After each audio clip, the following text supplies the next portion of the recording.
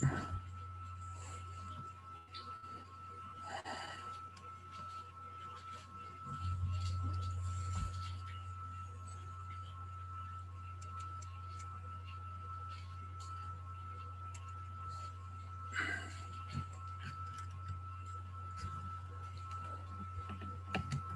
anybody hear me? Yes. Yes. Ah, good. Okay. It was just so quiet.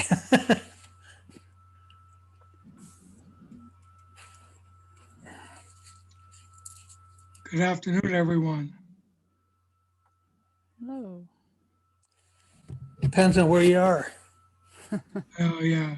Good morning. We're on Mars time.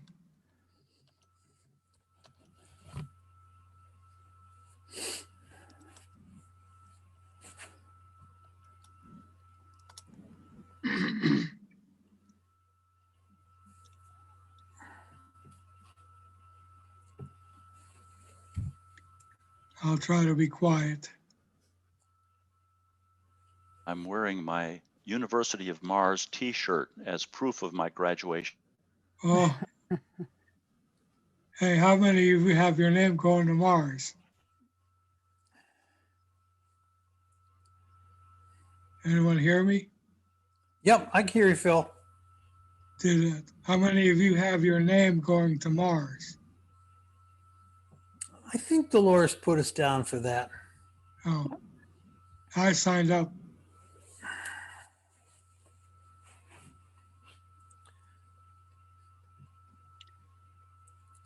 I don't think anyone will ever see it. Hello, everybody. Is that Frank? How are you? Nice to see everybody here. Hi, Frank. Yeah. Hi, Fletch. Hi, everybody. Hi. Good morning. Usual suspects. Yeah, there's a motley looking group. Hi, Kim. Hi. How are you? Good. I'm walking. Yay. Oh, yeah. Hey. That's great news. Hi, Rick. Hi. Hi. Last time I saw you was in Wyoming. Yeah, that's right. That's exactly right. And I didn't even recognize you. My brother, his name is Casper. Oh, He went all over that town standing next to every sign that said Casper on it. you get any money out of it? Yeah, I don't think so. Because he works in Minneapolis. Oh, Oh, that was a nice town.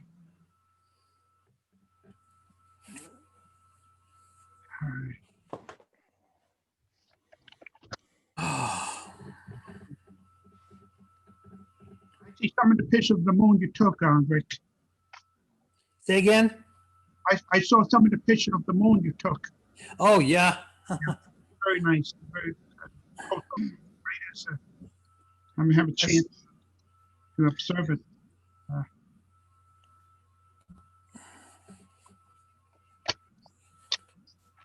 Yeah, Rick, I see a lot of your images in the Lunar Observer. Thank you. Very good. I'm looking forward to getting back out and doing some fresh ones. Yeah. Were you able to walk on, Rick? I'm on sometimes a walker, sometimes canes. Yeah, okay. It's come along fine. I'm only 12 days out of surgery. Could you drive? No. I won't do that yet. I don't trust my foot getting over to the brake pedal quick enough. All right. Doing Neither does- physical therapy? Even more importantly, neither does Dolores trust my foot getting over there quick enough. That's the important one, right? Yeah, exactly. She's calling the shots for the recovery here. Yeah. Kim? I guess I'm not met you yet. Did I ever meet you yet, Kim? Probably not. No. I've only been to one ALPO annual meeting. That was when it was up in Toronto. Okay. And out in Toronto. Yep. Yeah, okay.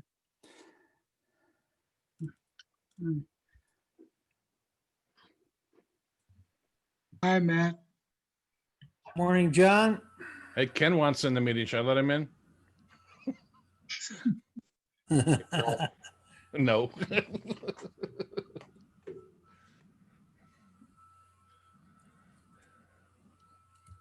We took a vote, Ken, if we should let you in or not, and I lost. Bye. Scott Harris texted me earlier, Tim. It has to do with the problem with Facebook. Yeah, Facebook's not working. Yeah, he told me, he said, if you didn't, he says, tell him to clear your browser cookies and cache. And Yes. You know, I'm not going to deal with that. This is how we're doing it. all right. Thank you. Who do we have? Oh, hey, there's Kim. How you doing, Kim? Hey, Pretty good, Ken. How are you? once more with feeling. Good.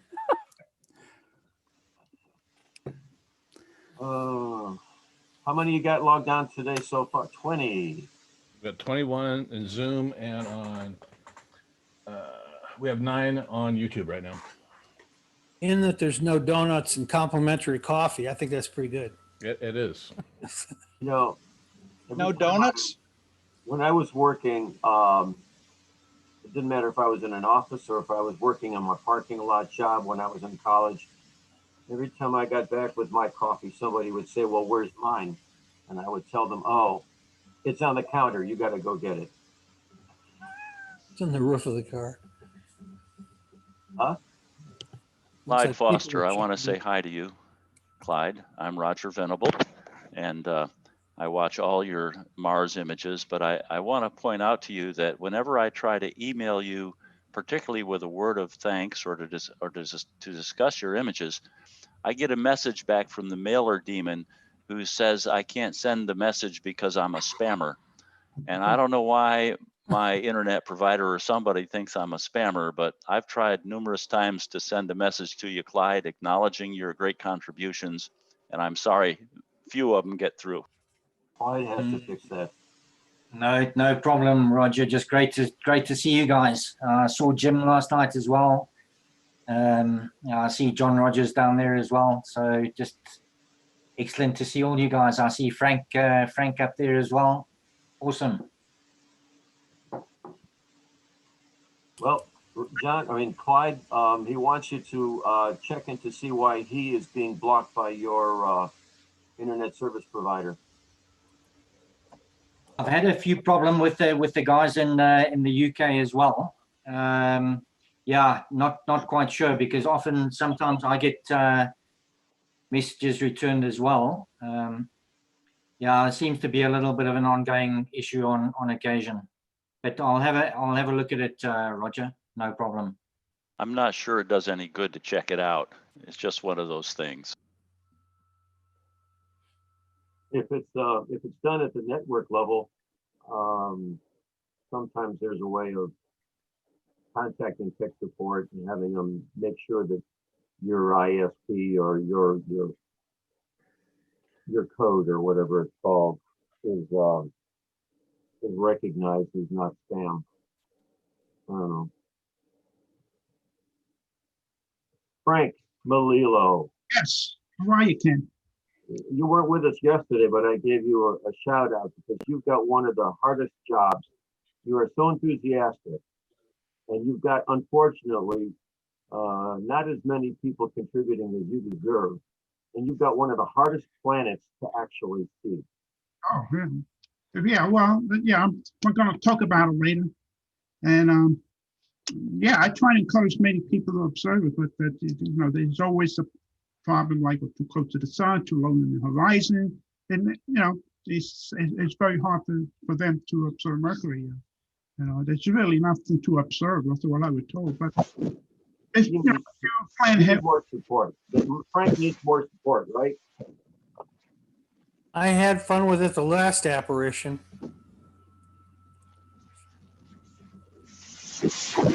Mercury, Mars, and Earth are the only 3 planets that you can actually see with yourself.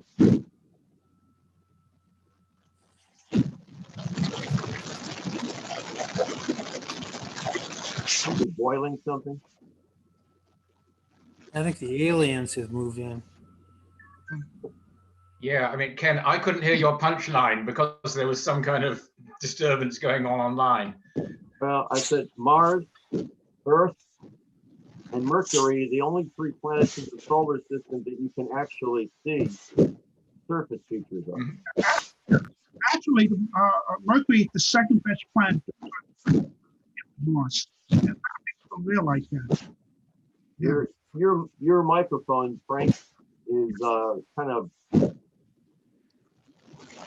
Well, it works, but then it cuts out.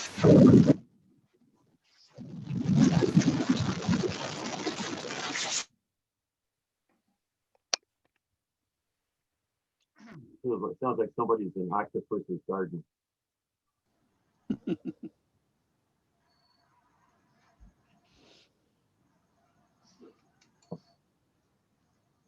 audio setting. Well, that sounds okay. Good morning, good afternoon, good night to everybody, depending on where you are. Sean has a new, he's in his backyard, Sean Dillis. Is that Meteor Crater? It is. It's the center of Meteor Crater. Good eye.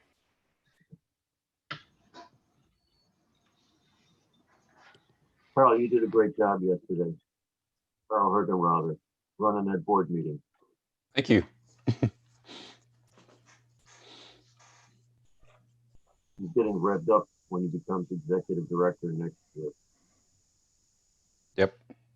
It was funny because we thought that was going to be this year. We did. We're professionals. Don't try this at home, but we can't even count.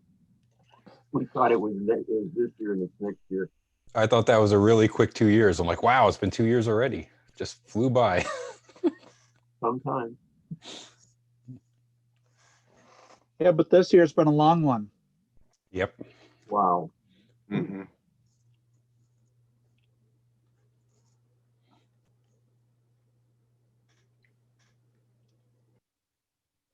Take it away, Tim.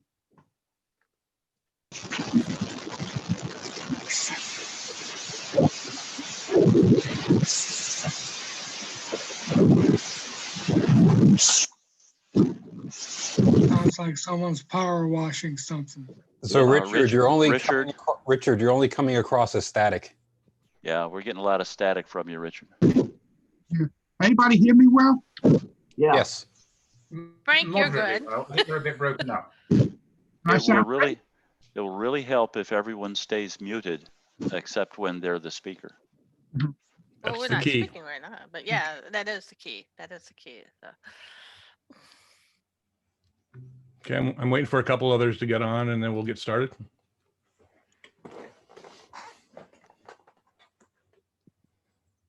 Just want to say hi, Richard.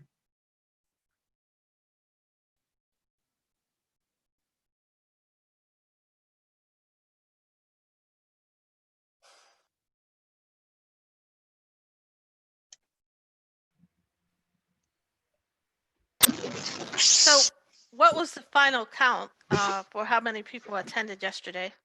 Does anyone know?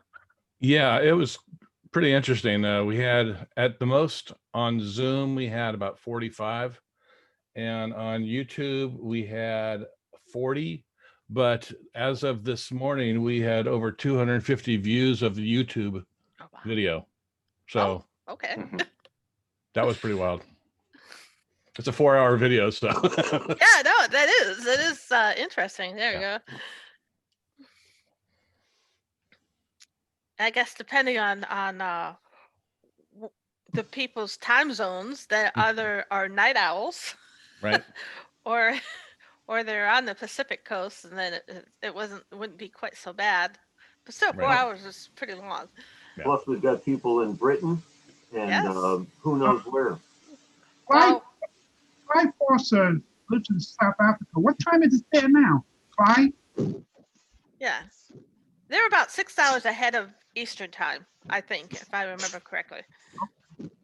I'm not sure if it speaks to the popularity of planetary astronomy or if that's speaking to the poor lineup of the fall programming schedule.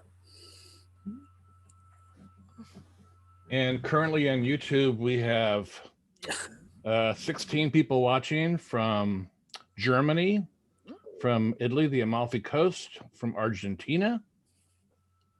So welcome.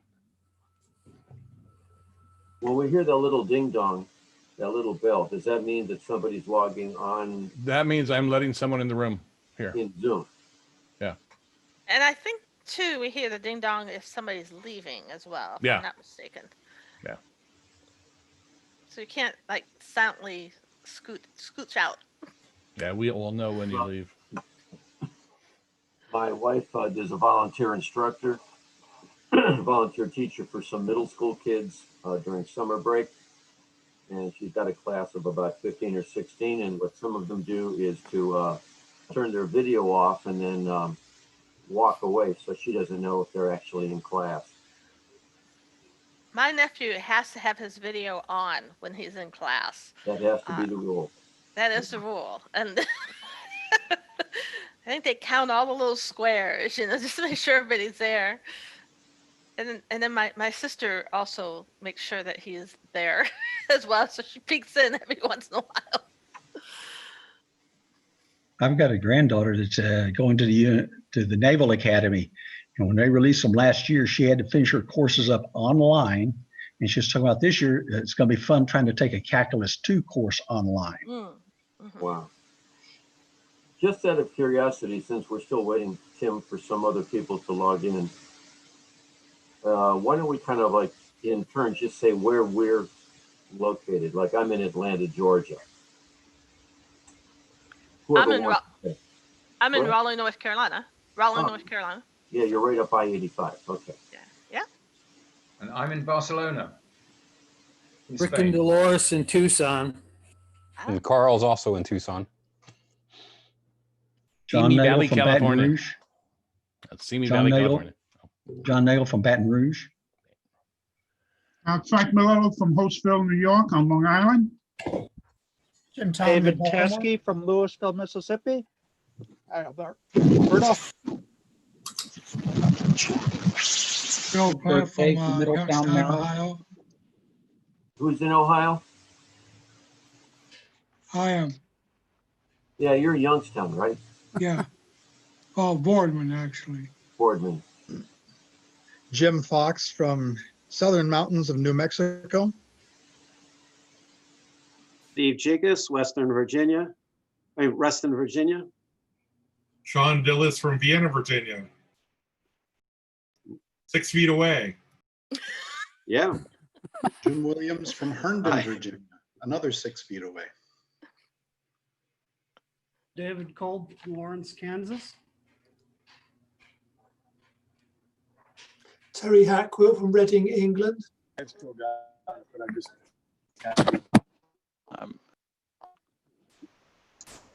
Kim Hay from Yarker, Canada.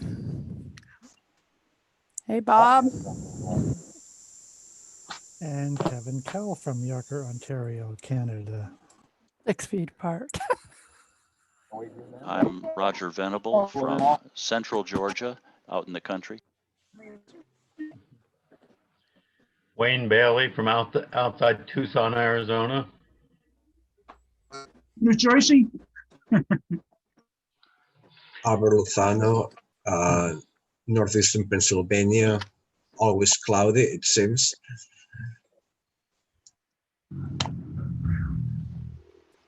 All right. I think we should get started. Ken, do you have anything you want to say before we get into it?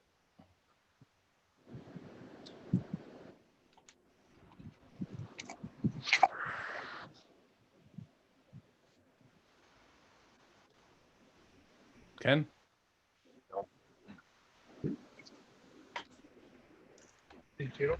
Yeah, actually I can. Okay, I'm sending a real quick link to Jerry Hubble. He didn't get today's link, so I'm sending that to him right now. I just sent it to him too. Oh, okay. All right, well, then I won't. All right. As far as any comments from me goes, excuse me. I want to, well, like Tim would and I'm sure Tim feels the same way. I want to thank everybody for the great work we all did yesterday. Very scientific, very, very, very good work.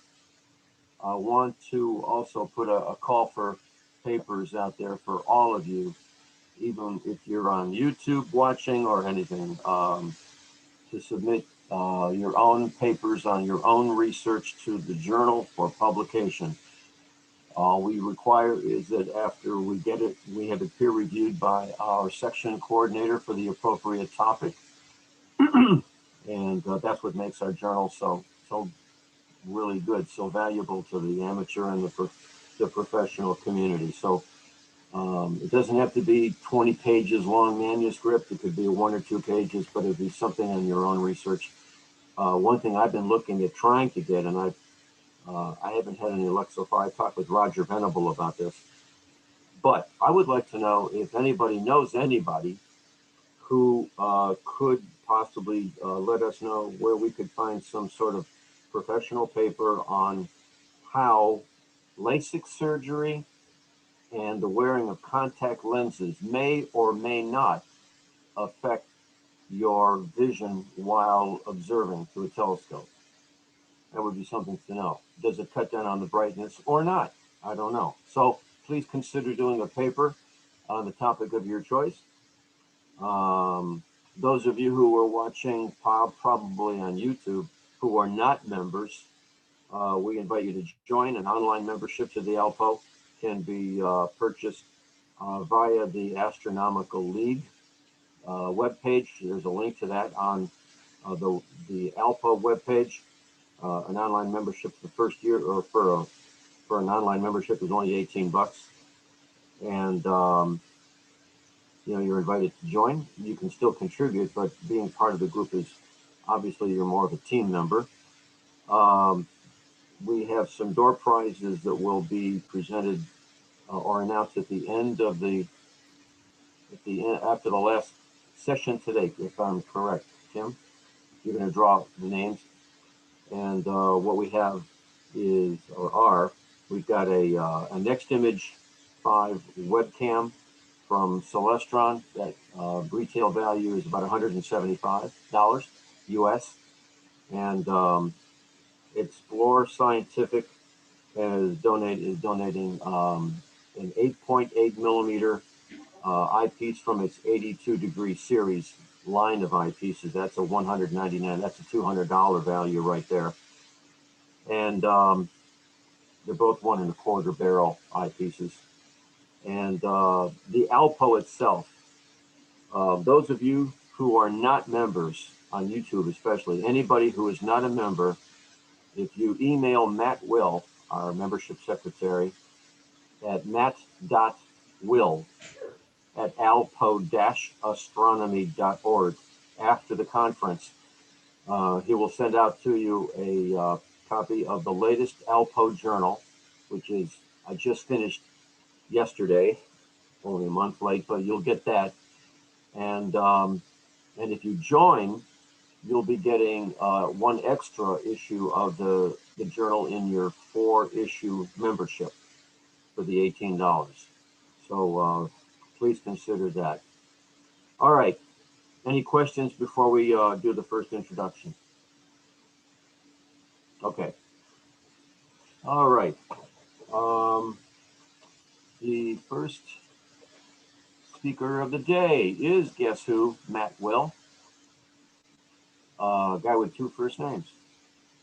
Anyway, Matt joined the ALPO as a dues-paying member in 1973. Y'all remember 1973? From 1994 through 2001, Matt helped to coordinate the ALPO Lunar and Planetary Training Program with its current coordinator, Tim Robertson. Matt became an ALPO board member in 1998. And, That's correct. 3 years later, in 2001, Matt began serving as the ALPO's membership secretary and its treasurer. So he's got 2 big jobs to do. That's why he does not take on the executive director's position when it rotates to him. He's got his hands full. In 2004, Matt further assumed responsibilities as our corporation secretary. because we are a 501c3 tax exempt nonprofit incorporation. Matt's interest in astronomy was stimulated by the U.S. space program and by Matt's own brother, Chris, who was a budding amateur in the 1960s.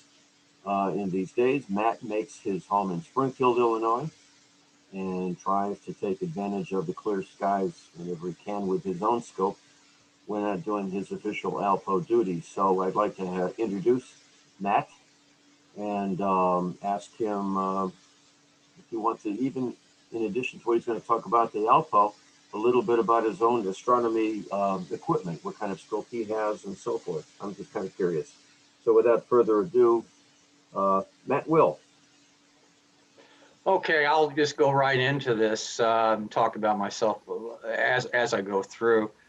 This is typical of the kind of presentation I do to introduce people into the ALPO, and a lot of you have seen this before, and you're permitted to go out for a cup of coffee or whatever.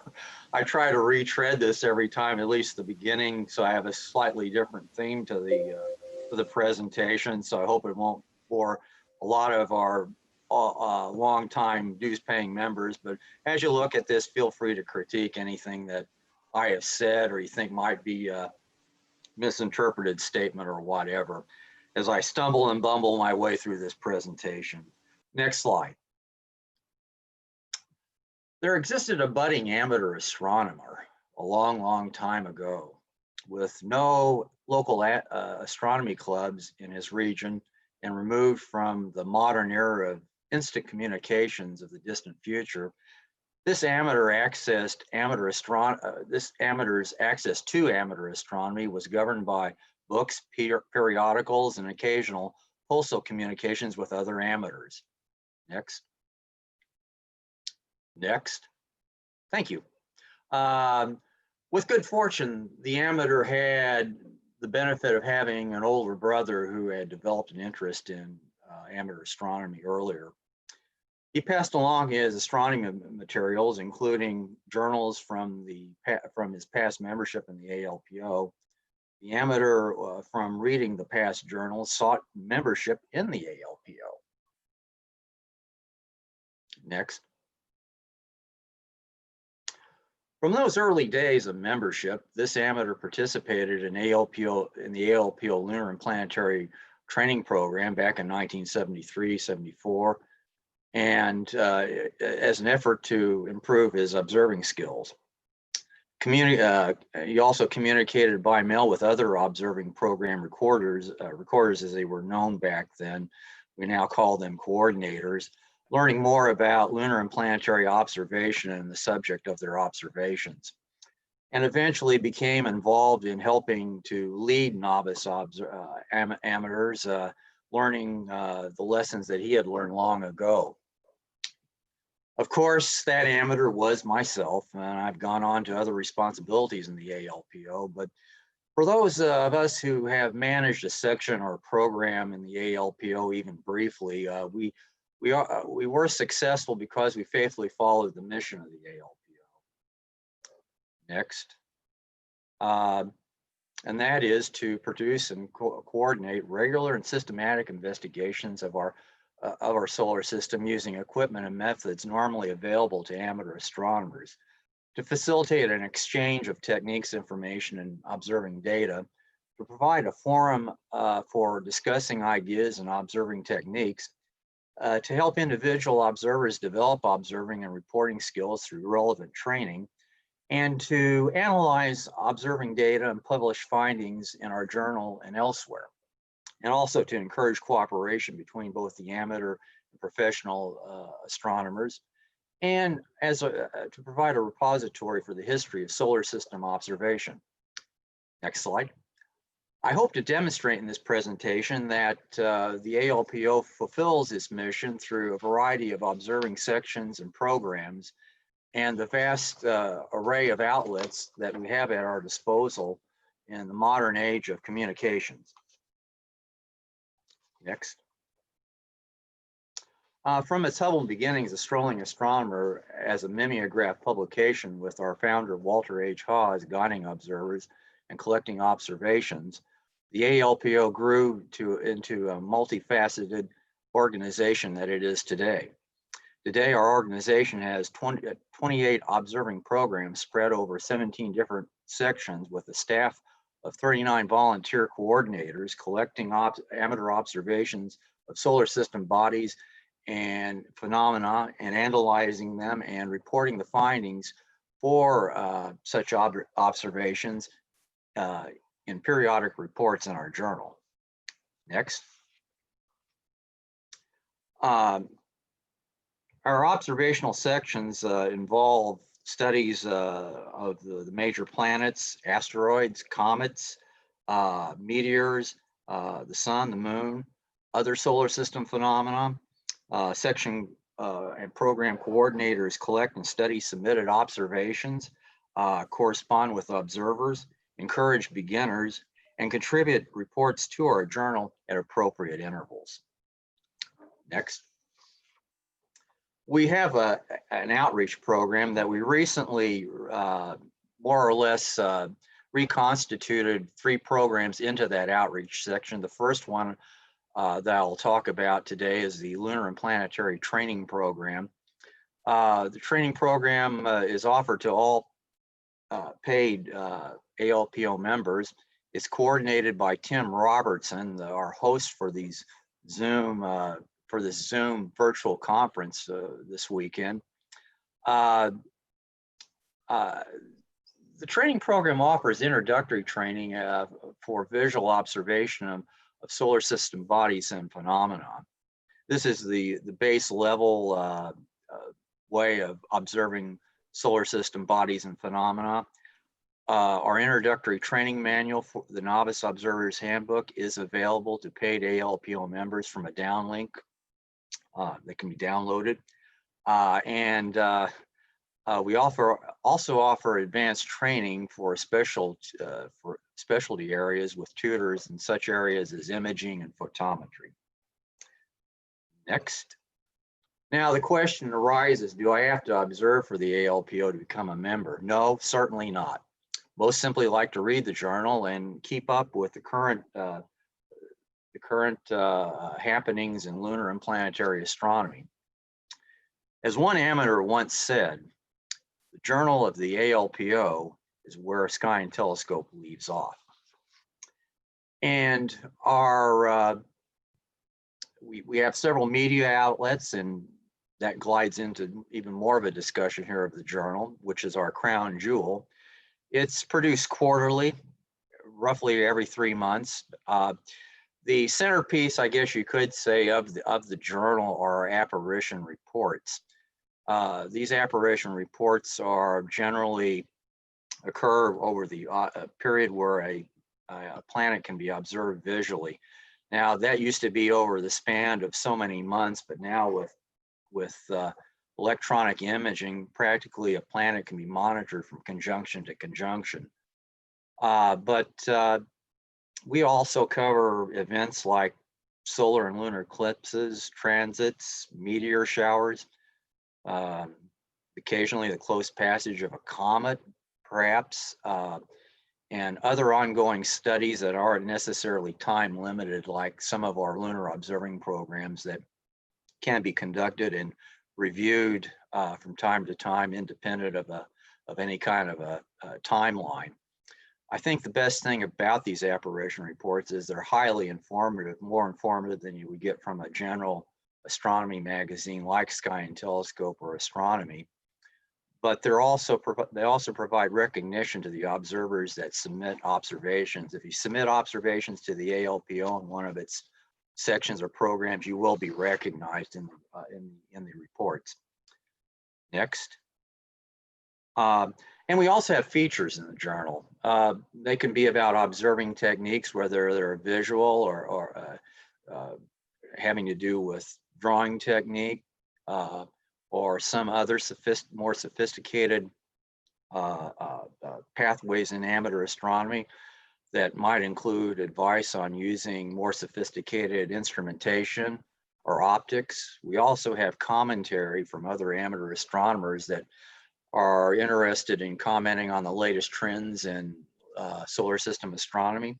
And we also offer previews of upcoming events. Like I think a few issues back, we had an excellent article on the upcoming Mars apparition. It's in full swing right now. And we also have a section dedicated to simply the quarter-to-quarter updates that we get from our section, section observing and sections and observing programs. This is kind of the link between apparition reports. We also have other happenings in lunar and planetary astronomy in this section. And also our apparition reports and our features are peer reviewed. And this is more than just merely proofreading. Our peer viewers look at the submitted paper for scientific quality, accuracy, and fact checking. And also for the last 20 years, we've offered our journal in digital format to be downloaded from our website, as well as traditionally in hard copy. And we also have a journal membership discussion group, which is a part of the Yahoo groups. And this is where a chance where other ALPO members can exchange ideas and provide help on various forms of observing. And of course, one of our other media outlets is the ALPO website. Who doesn't have a website anymore? But all of our sections and programs are represented on their own separate web pages. Most sections and program literature is available, including observing forums. Smaller handbooks and observing kits are also available, along with ephemerides that to document your observations. We provide updates and observing alerts through these web pages for the various sections.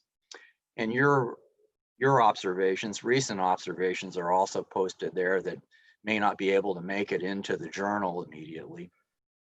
And we also have downloadable newsletters, which some sections offer, such as our own lunar section with the Lunar Observer, the Minor Planets Bulletin. Both of these publications sometimes are about as large as our own journal itself. I know that the Comet section and the Meteor section offer weekly and monthly updates also, and are quite handy if you're looking to want to observe a brighter comet. You can go right to that newsletter that Carl Hergenrother maintains, and it's an excellent source for getting observational information immediately. Next. And of course, we have something that we've created over the last decade called the section galleries, ALPO section galleries. This is where observations can be directly uploaded by paid ALPO members. We also have a library of past ALPO journals. All past issues dating back to our origin year of 1947 are available for anyone to download. We also have the ALPO monograph series, which are papers that are too large to print in the journal that have been written by ALPO people. And I think now we must have over a dozen of these monograph papers, which provide excellent reading. Some of them are past convention proceedings. Others are simply scientific articles that are of long duration, but are really interesting reading. Next. And of course, we have the second program in the outreach section, the ALPO podcast, which were created by Tim Robertson beginning in 2017. I had the pleasure of being Tim's very first guest on the podcast, talking about the ALPO and its history. Tim, believe it or not, has now produced over 100 separate programs over the past 3.5 years. That's just amazing. A lot of these are interviews with ALPO staff about their sections and programs up close and personal. And also, Tim will occasionally invite special guests outside the ALPO to talk about special topics and events concerning solar system astronomy. Next. And of course, the third and final, but not least, the final program in the outreach section is the ALPO Youth Program administered by Pam Shevek. And this program engages youth in solar system astronomy through social media. Pam talked about this program yesterday to kick off our proceedings next. And I won't go into a whole lot of detail, but Pam has done a wonderful job with constructing a separate Facebook page for the youth program. And hopefully we'll get people in from the various educational entities that are under STEM and astronomy clubs that will participate, and we'll draw young people into a form of media that is really geared toward the youth and the next generation. And let's go to the next slide. And of course, we have the ALPO Yahoo groups and IO groups where section coordinators maintain these groups as a kind of a confluence to discuss observations, particularly with IO groups. I think those section coordinators that are maintaining those groups under IO groups can have members upload their, also have to upload their images to that group. So it's a good way of getting immediate information about what may be going on with the planet or some kind of a special event going on concerning observations that you want to get immediate feedback from. We also have a Facebook and a Twitter page, and the Twitter page was particularly handy this summer in reading communications from other amateurs that were observing Comet Neowise. And Steve Seidentop, who manages our Facebook page, has done an excellent job in keeping that fresh and posted. And that's a very active page for us, and another venue where we get a lot of amateurs communicating back and forth. Our section coordinators are also well published outside the ALPO with manuals and handbooks, principally through Springer publications, but also from other publishers as well. And of course, up until this year, we had the in-person conventions or conferences, as we like to call them now, where we would have paper sessions, much like you see today. But in addition to that, we would always maintain an ALPO table to give away free literature. But the thing I liked about the in-person conferences is that they're up close and personal in the sense that you could go up and talk to a coordinator after paper session, exchange ideas, and get advice on how to become a better observer. ALPO people are some of the most affable, accessible people you'll ever want to be associated with in amateur astronomy. And of course, you can see us at other star parties and conferences where you might see an ALPO booth manned by either me or another ALPO member. Well, by this time, you're saying, boy, I'm all excited about this ALPO thing. How do I join the ALPO? Next. Well, we're affordable. For as little as $18, you can have a membership to the ALPO for 1 year or 4 issues.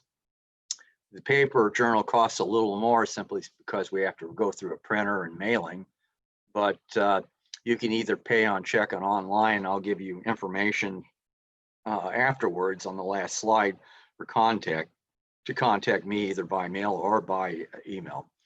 But if you need a little bit more motivation, we're having a special offer for ALPO membership for those that are attending this 2020 virtual conference. Anyone can receive the latest issue of the journal with an email being, I think that's blocking off there a little bit, but just for asking, if you email me, I will send you a copy of the latest issue. Any attendees of purchasing an ALPO membership for the first time in October will receive an additional issue. So if you order for 4 issues, you'll get 5, or if you order for 8 issues, you'll get 9 in your membership. And if you're still on the fence, we have a membership brochure that is available upon request, and that can also be downloaded from the ALPO website. So all I can say is, what are you waiting for? Operators are standing by.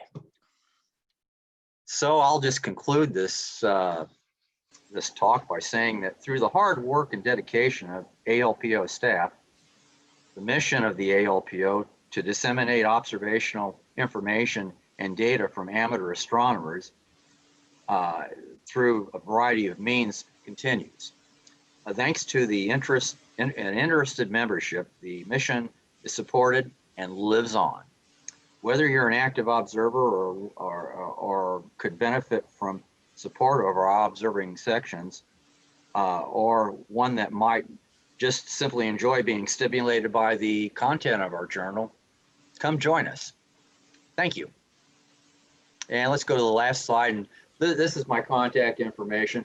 A lot of this information can just be gleaned off of the ALPO main page, but all you really need to know is my email address or the main ALPO webpage that are in the center of this page right here. I'm at matt.will@alpo-astronomy.org, and I'll accommodate you in either way. I know we've already had, I think, 3 new memberships now since the conference started, and so that's rewarding, and we hope that you'll consider us. I think we have a lot to offer, and we can certainly use the money. So thank you very much.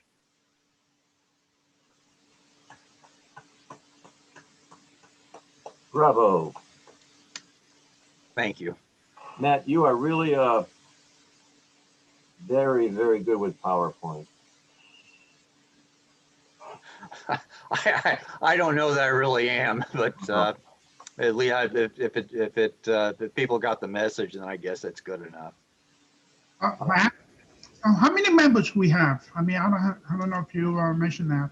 Well, right now I talked about this at the board meeting, but we're now at 400. I guess as of this morning, we're at about 408 members, and that's the most members we've had since 2011. Oh, okay. So we've been doing pretty good over the last couple of years, and I think it's due to a variety of reasons. We have excellent support from Tim Robertson through the podcast, the YouTube channel, and everything else he does for us. Tim and Ken does, and Sean do a great job with the journal, and we have an outstanding volunteer staff that address people's issues. And there are a lot of things that don't go smoothly sometimes when you're managing an organization, but it's remarkable that we get as much done and cover as much ground as we do. But and we're always trying to improve, and we appreciate the feedback from all members about what we can do to change things, and we're always trying to strive. Being a volunteer organization, we don't always get to things that maybe should get done, but we try to prioritize what we think is the most important things that we need. When you break down the membership, yeah, it's just like how many USA observer, international observer, I mean, they equal, or they? Oh yeah, about 1 out of every 5 ALPO members live abroad, and that just doesn't mean that they live north of in Canada. We have a lot of members in Europe, just not Great Britain, but spread across West and Central Europe and in Eastern Europe. Yeah. And we have a few in South America, others around the Eastern Rim countries. So we're spread out over the world. And I would say just under 60% actually take purely the digital journal. The rest either take the paper journal as a regular membership or as a higher level membership. What was the membership count in 2011? I think we were up around 430 at the time. We had a fall off after succeeding years. We were up around 600 in 2013 just because of the Mars apparition. We went up from 400 to 600 and back up down to 400 by the end of the decade. What was our heyday? Wasn't it when? Well, we had, in 1966, we had about 840 members. That was back in the days when Walter was managing the organization. Walter H. Haas, our founder. And I think I credit that more to really the interest in the space program and really astronomy being in the conscience of everyone that was in the educational services, particularly with the sciences. And so I think we still were up around 700 or so members up until the early 1990s before we began to trail off. Okay. Thank you again, Matt. Well, you're certainly welcome. Okay. Before I introduce our next speaker, Roger Venable, I wanted to, for any of the latecomers who've logged on, we're up to 41 Zoom members right now, or Zoom attendees right now. I wanted to make sure that you all know that we're going to be raffling off some door prizes, 2 really great door prizes at the end of the, after the end of the last session. Today, a webcam from Celestron, and this image 5 webcam, and Explorer Scientific 8.8 millimeter eyepiece. That's about a $200 value right there. And for the non-members who contact, as Matt had said, the non-members who contact him will be getting a PDF file of the latest journal, which I just wrapped up now. And if you join, you'll be getting even an extra issue after that of your newsletter of our journal. I wanted to mention, in looking at, while Matt was doing his talk, I scanned to see who else was on here, and I see a very familiar name of someone I haven't seen in many years. Those who know me pretty well know that I'm also the founder of a star party here in Georgia called Peach State Stargaze, and I was fortunate enough in the year 2000 to bring over from the Czech Republic Antonin Rukl and his wife. And those who don't know should know that Antonin, the late Antonin Rukl, is the author of the famed Atlas of the Moon book, which is now in its 2nd printing. And it might be out of print, but it's a very well done book of the moon. There's many, many lunar atlases out there. And that is the one that most people will seem to say, well, I've seen this crater. Well, it's on page number 35 or something in the Rukl book, that kind of thing. But one of the people that I had as a guest at the Peach State, Don Jenkins, you're muted. Can you say hi or turn your webcam on for a second? Don, if you're there. Kind of here. Can you say that again, Ken? Don Jenkins. Hi, Don. You're muted. Your microphone is off. Okay. You still There in it Lakewood? is. Hi. You I still in wasn't ready to Lakewood? be on camera, but that's okay. Are How you you still in doing, Lakewood? Ken? Yep. Okay, I'd like to get in touch with you sometime. We'll talk. Sure. Still out looking at Mars. It's so exciting this year. Did you do the talk on binocular observing? Yes, I did. I got to get those plans from you because I have a really great sizable set of binoculars that I can't fold. So I'll talk to you after the conference if you can somehow get your contact info to me. Okay, I'm listening to that welcoming speech on bringing people in. I think I may join up again. Thank you. Please. I've been really on the Mars Observers group, on the IO groups, and there's some fantastic pictures going out. I can't observe as much as I like to because of my health issues, but I've been observing Mars through that IO group for the last couple of apparitions too. Love it. Don is a person who, I'm from Cleveland originally, and Don lives in a suburb of Cleveland. And I remember that in the 1994, when the annular solar eclipse came through, Don got a group of people together to meet up at the point in the path of longest annularity, which of all things was south of Toledo and near a small town called Wauseon, Ohio, right near the Ohio. Yeah, Wauseon. And we I've been been to some total solar eclipses. I'm also interested in the one upcoming 2024. Yeah. But there's another annular that's going to be out west. That's going to be a really good annular, and I'm going to try to get out west to see that. Well, it's it remains to exciting. be seen if April 6th, 2024 is going to be clear or not. it'll give me another chance to drive up there. So anyway, I'm glad you are here, Dawn. Okay, it's good to be here, Ken. Okay. Good to be involved with people in astronomy. I just Okay. want to say hi, Don. I don't know if you Hi. remember me. You remember me?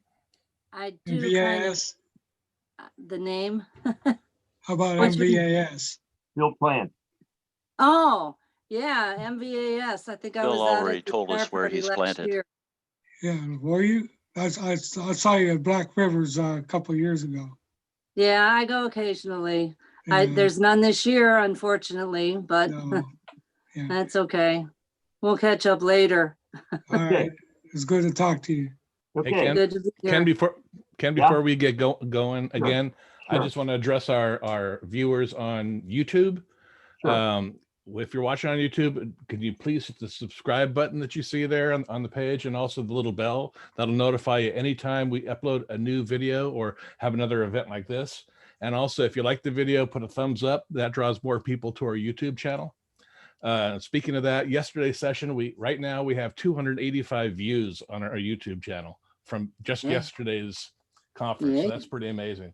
And our subscribers went from 40 to over 100. So thank you for subscribing to the YouTube channel and joining us there. Right on. Back to you, Ken. Okay. Ding dong.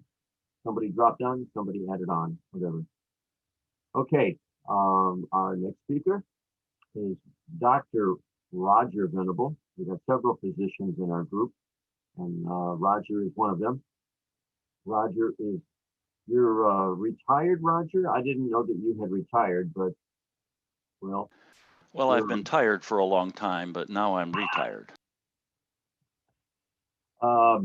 Board certified physician, having specialized in primary care and emergency medicine in the USA. I think you're originally from New York, but I met you when you were already relocated in Augusta, Georgia.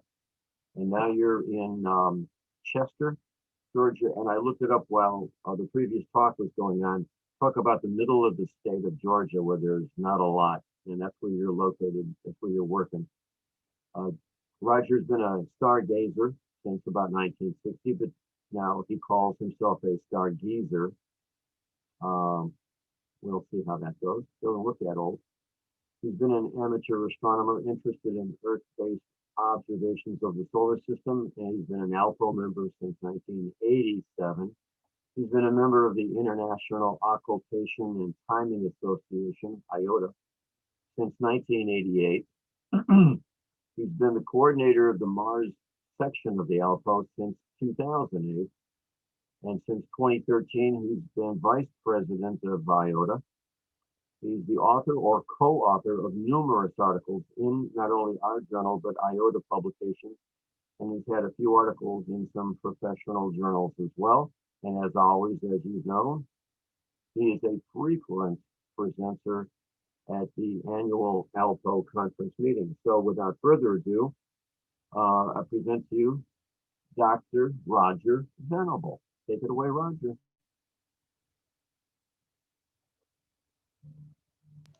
Unmute. Now I need to share my screen, and it looks as though someone is sharing his screen right now. Is that correct? Yeah, this is your presentation, right? No. No. That's not the one. Oh. But Okay. I plan to share a presentation, but I want my mouse to be active, and so okay, that's it. Can I share my own screen and do it that way, or do I have to say next every time? What do you want? Yeah. I can just say next every time if you All like. right, let's do that. All right. All right, here we go. This is an image by Clyde Foster. Oh, you got to go back. No, hang on. All right. And Clyde is one of our best observers, and he made this image when Mars was 4.6 arc seconds in diameter. And look, it shows considerable detail with the albedo features on the planet. We have a orographic cloud over Olympus Mons. It shows the south polar hood. This is in the middle of southern winter. And I want to just emphasize the first myth about Mars is that the observing season begins when Mars obtains a diameter of 6 arcseconds. You see all this detail when Mars is only 4.6 arcseconds in diameter. Next slide, please. And this is another image by Clyde. And I want you to notice that Ophir and Candor here are bright. They always are. That's how they always look. You may notice that there's an intense white ring around the edge of the polar cap, and it's darker in the center of the cap. This is sometimes called the lifesaver cap. We also see it in the North Polar Hood and polar cap. Can you see my mouse all right? The big one moving now? Okay, all right. And I want you to notice in particular, I want to say that the intense clouds at the edge of the cap are called the North Polar Front. We have that in South Polar Front in this case. We have that around Earth also. And usually sometime in the spring, it starts looping down across the North American continent and intensely affects our weather as we have powerful storms in the spring. And we're going to investigate that on Mars right now.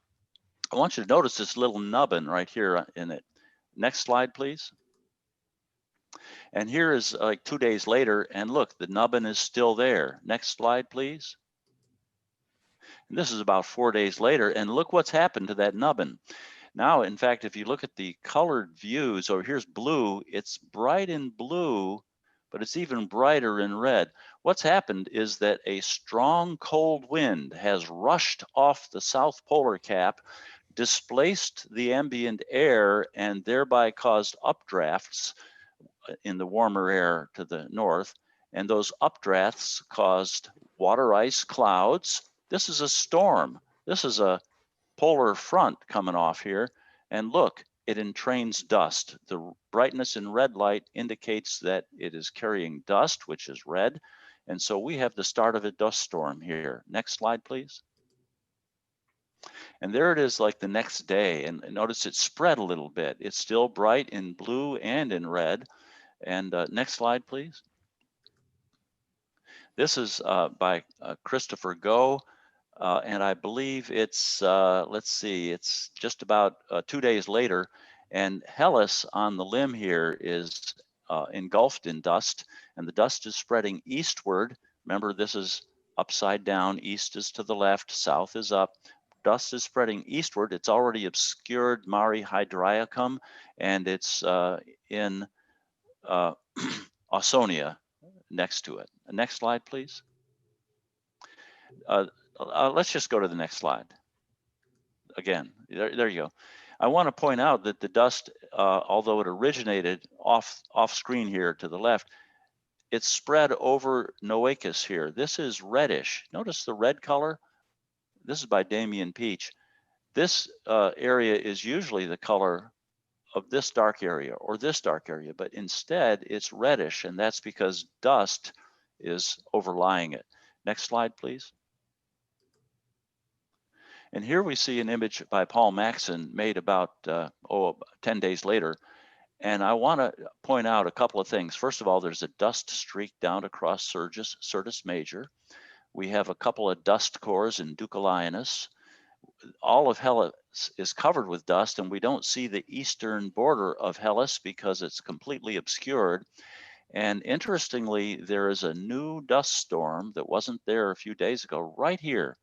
That is a streak of another rush of cold air off the South Polar Cap, which is entraining dust. Now, this is in infrared light, so it's not a cloud, that's dust. Next slide, please. Oh, and by the way, I'm going through this in the order of time, and we just entered southern spring. Now, the second myth I want to quickly dispel is that southern summer is the dust season. That's what everybody has been taught, that the dust season on Mars is southern summer. Well, we were just looking at a dust storm in southern winter, and now we've just entered southern spring. All I did with this image of Christopher Goes is I inverted it, and then I selected in Photoshop the area along the terminator, and I didn't enhance its contrast. I just enhanced its saturation because I wanted you to see the reddishness of that. That's red because dust is spreading into Mare Erythraeum here and covering Argyre as well. Next slide, please. And this is the other side of the planet about a day later, and it shows Hellas engulfed in dust, and Iapygia down here is engulfed in dust. Dust has obscured Mare Hydraeacum, Ausonia, and is covering more than half of Mare Tyrrhenum. Next slide, please. Meanwhile, on the other side of the planet, another image by Clyde Foster, we see orographic cloud over Arsia Mons and over Pavonis Mons. And if you look carefully, there's one over Escreus Mons as well. But even more interesting is this cloud in Noctis Labyrinthus. Now, this is a confusing area because it's now usually called Tithonius Lacus, but it used to be called Nacus Lacus by Lowell, and somehow between Lowell's maps and Ebisawa's maps, the two got reversed. But be that as it may, this is the site of Noctis Labyrinthus, which is the eastern end of Valles Marineris, and it's a very complex array of canyons. Now, more interesting than just the presence of these clouds, you see that they're bright in blue. All three of the Tharsis Montes are bright in blue. Olympus Mons is not. Noctis Labyrinthus is bright in blue, but look in red. Olympus Mons is bright in red because it's red. It's not a cloud. But Arsia Mons is bright in red. That means the red light goes through the clouds. We see through the clouds, and that means there's frost in the area of Arsia Mons, also probably in Pavonis Mons. But look, even in Noctis Labyrinthus, there's frost on the ground, probably because we're probably seeing through the clouds there. Next slide, please. Let's see, I'm trying to remember why I showed this slide. I think I just wanted to show that there's dust in Hellas and it's coming this way, coming to the east here. Next slide, please. All right, there are some scattered clouds right over here in this area around Chryse. They're a little bright in blue. There is a cloud here at Arsia Mons. You can see it in blue right there. And there's probably dust right here. These bright spots are probably brighter than usual because of some dust, but I can't be sure of all those details. Next slide, please. Okay, this shows extensive dust. Hellas is completely obscured by dust. Mare Serpentis is obscured by dust right about there. Hellespontus in its northern extent is not visible. Ianus Freedom in its northern extent is not visible. Iapygia here is obscured by dust. This Deucalionus is actually a narrow, bright strip right here, and it's very wide because there's a dense dust core right there. And we can't see the eastern border of Hellas. Next slide, please. And this is looking at another image by Clyde Foster, and I think there's dust up here making these the Argyre area less prominent than usual. I'm particularly interested right here. Achilles Pons is separating completely Mare Acidalium and Nilaichus Lacus. Achilles Pons usually does not separate them. There's a connection, a prominent connection between them over here. So we have dust here that's crossed the equator and is in the northern hemisphere of Mars down in Achilles Pons. Next slide, please. All right. I showed this slide because I wanted to impress you that there's very little detail visible right through here. I think there's a dust core right in here. If you look carefully, you can probably detect a little dust there, but Noachus to the south of it is uniformly dark. Next slide, please.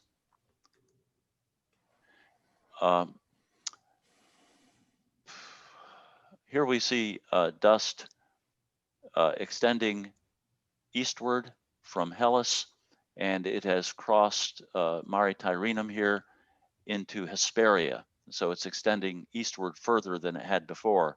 And this is on the 4th of May. Next slide, please.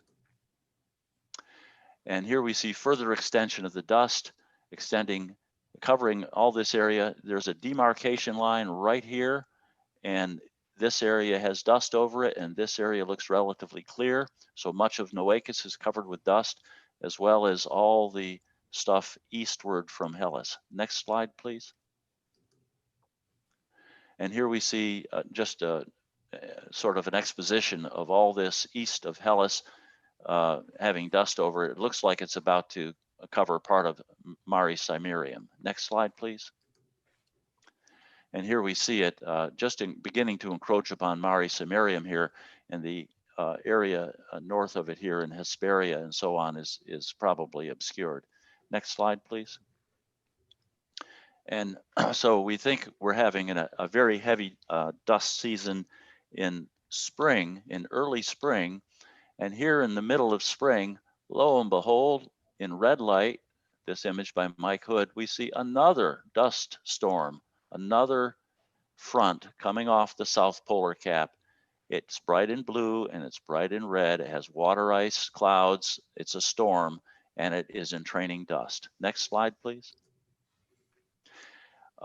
This is the first slide I saw, this apparition of Chasm Australe, which is this dark streak across the south polar cap. South polar cap develops such a streak, exposing, evidently, sort of splitting in half, exposing some of the surface of Mars as it sublimates. And next slide, please. And the next day, it's a little less evident because it's a slightly different perspective on it. I showed this slide primarily to show you that Noachus is uniformly dark, which is unusual. Next slide, please. And yet in this drawing by Paul Abel, by the way, this is 2 months later, Noachus is light. This is how it usually is, it's light. This is Sabius Sinus and Sinus Meridiani. This is Deucalionus, this is Pandori Freedom, and south of them is Noachus, and it is usually light. Next slide, please. This is a, okay. The slides are, I had modified my presentation prior to, after sending this to you, Tim, so I have to reorient myself a little bit now. There is a lot of haziness here, but you can see all the features, but they're just kind of faint and low contrast. Next slide, please. And this is further east, and you see that there is a lot of obscuration here by residual dust, but it does appear to be settling, getting back toward normal. We still see the lifesaver cap up here. Next slide, please. Let's just go on to the next slide. All right, and so lo and behold, we thought we might be the dust might be settling, and on July 3rd, Damien Peach imaged this new dust storm. That's due to another wind. You can see how it's continuous with this intense streak in the south polar hood. What this represents is something called a polar cyclone. When the cyclone occurs toward the pole from the polar front, it's called a polar cyclone. And when it occurs as a ballooning off away from the pole from the polar front, it's considered a temperate latitude cyclone extending from the polar front. And we experience those temperate latitude ones all the time in North America. But this is the start of another one. Next slide, please. And indeed, okay, the slides are just in a slightly different order. I want to show you that this is Olympus Mons. It looks dark. This is Arcia Mons. It looks dark. This is Roger. Do you want to switch to your charts? No, we'll just have to go on with this. It's too long a presentation to switch back and forth. So let me just, I can tell you what each slide shows, but it's a little bit of a breakup from what I practiced, but that's all right. Okay. This is Pavonis Mons, and you notice they're dark. Now, that's because they protrude above the troposphere. The troposphere is the mixing layer, and most of the dust is constrained to the mixing layer. It's mixed in through the full width of the troposphere, but since these Tharsis Montes and Olympus Mons protrude above the troposphere, they appear dark against the bright dust below. Next slide, please. Okay, I want to show you some changes in the Solis Lacus area. First, on the right, we have an image from 4 years ago by Clyde Foster. And this central dark area is Solis Lacus, and around it is Thaumasia Felix, or just Thaumasia. For years, there has been a very thick area here, a line between northern Solis Lacus and Mare Erythraeum. But you'll notice that this area is relatively clear. Compare that to this apparition, and we do see the dark area right here that was there for several apparitions now, but right up here in this upper right area, look how dark and broad that is. It's completely absent here. And I think, allowing for perspective, this area of Thaumasia is probably narrower than it is up here. And furthermore, this is dark along the right side of Solis Lacus, whereas over here, you can hardly see, there's a faint dark streak there, but it's much lighter. And we have this dark streak extending from northern Solis Lacus over to it, you see, and that's barely visible over here. And this dark streak goes all the way down to Phoenicus Lacus, which is right there. So you can see that Solis Lacus has changed dramatically, this apparition. Next slide, please. All right, this is the first hint of Novus Mons, an image by Damien Peach. And this is at LS 238. This is the first I noted Novus Mons, which is also known as the Mountains of Mitchell, as the South Polar Cap shrinks, leaving this as an outlier. Notice how low the contrast is due to dust in the atmosphere.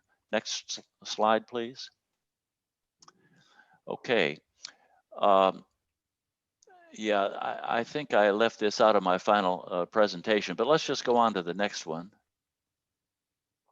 Okay, here's Novus Mons again, showing itself to be a little more in the process of separation. Next slide. And here it's probably separated, but we see some white stuff around the cap. But guess what? Look in blue, that white stuff is bright in blue, and you notice there are several lines. If you look really carefully, there's a line here, there's a line here, there's another line below it, and a line up above it. And these areas are bright in red too, some of them, like that one up there. So this is the South Polar Front, and some of it is entraining a little dust. And because it's making it look a little bright around the cap, it looks as though Novus Mons might not be fully separated, but I think that's just the South Polar Front and clouds, and this is Novus Mons fully separated. Next slide, please.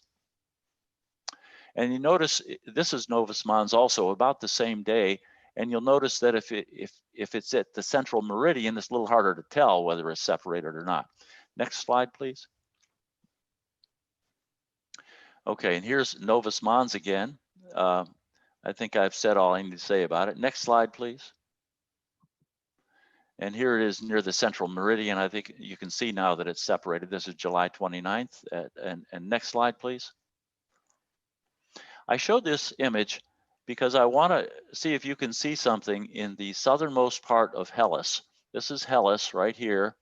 And in the southernmost part, there's a circular feature. It's a little hard to see. It's kind of subtle. I could have brought it out by enhancing the contrast, but I didn't. And that was seen in 2005, and I don't believe it's been seen since then. The current apparition is much like that of 2005, and lo and behold, there's that round crater in southern Hellas. Next slide, please. All right, now you're about to see the face on Mars. And get ready, because this is for real, the real face on Mars. Next. There it is. All right. Now, let me just say, this is drawn by Paul Abel. He's one of our best Mars artists. And it's far from me to make fun of Paul's drawing. It's an excellent drawing of Mars. He's really good at it and makes very careful observations. And I praise him for that. But this happens just to look like a face, and I don't think he really perceived that it was a face when he sent it to me. So I'm delighted to have it. This is the Solis Lacus area. This is Mare Sirenum, with the northward extension across Daedalus. This is Aeonius Sinus. I think this is Tylee 1 up here. And look, there's a new dust storm coming off the polar cap.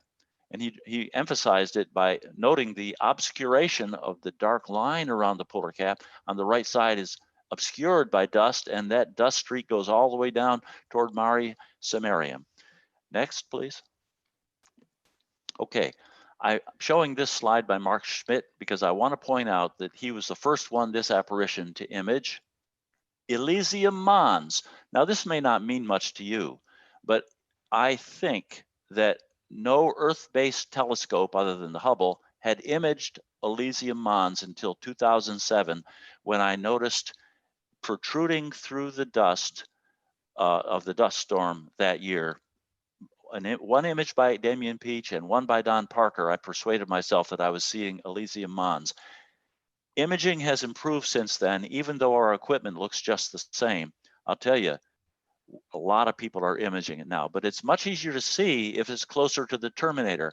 This image of these here is where it's closest to the terminator. You can actually see the bright slope of the mountain and the dark side of the mountain together.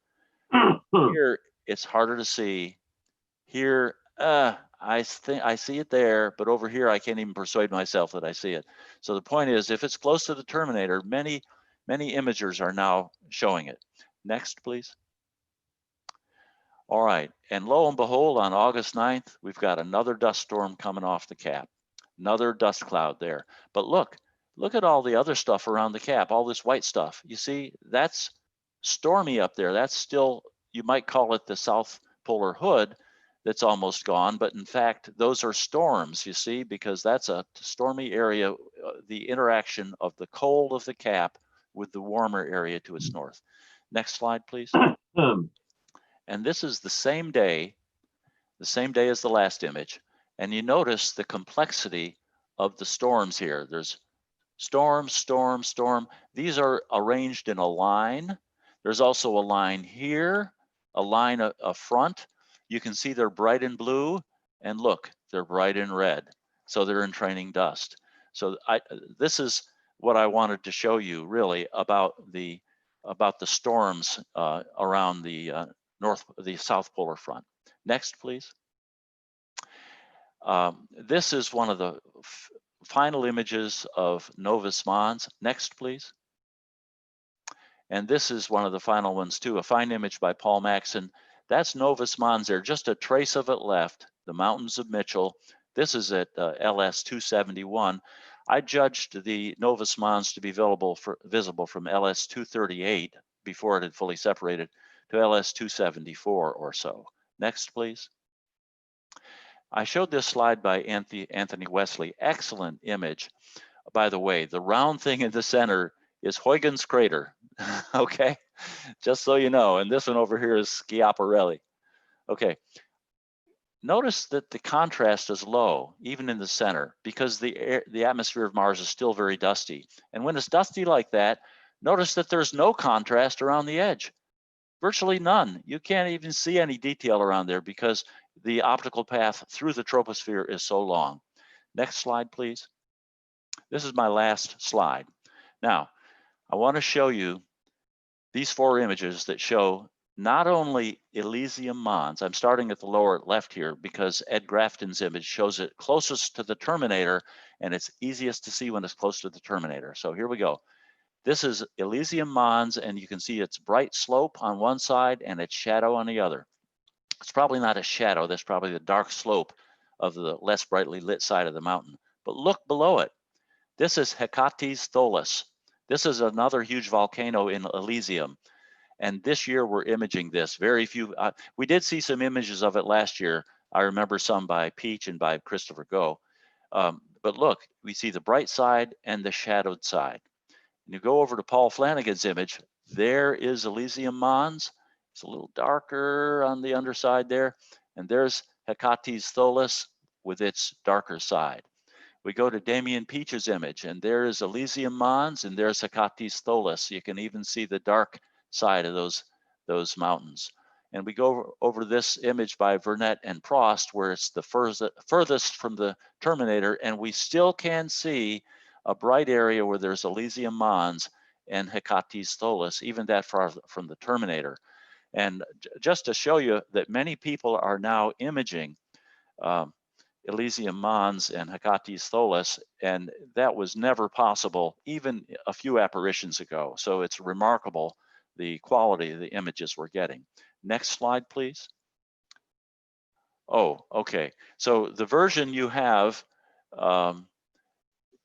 does not include my final slide, which is a slide that lists the imagers and the number of imagers. There are 14 imagers, and I showed many of their images. I think 14 of them were by Clyde Foster, and by about 13 other imagers. And I included a thank you note. I want to point out that making these images is difficult. You get up at night. These images were made in the morning hours before opposition. People got out in the cold to do this. They committed themselves doing it's a lot of work, and they process these images with great care, and it takes a lot of time.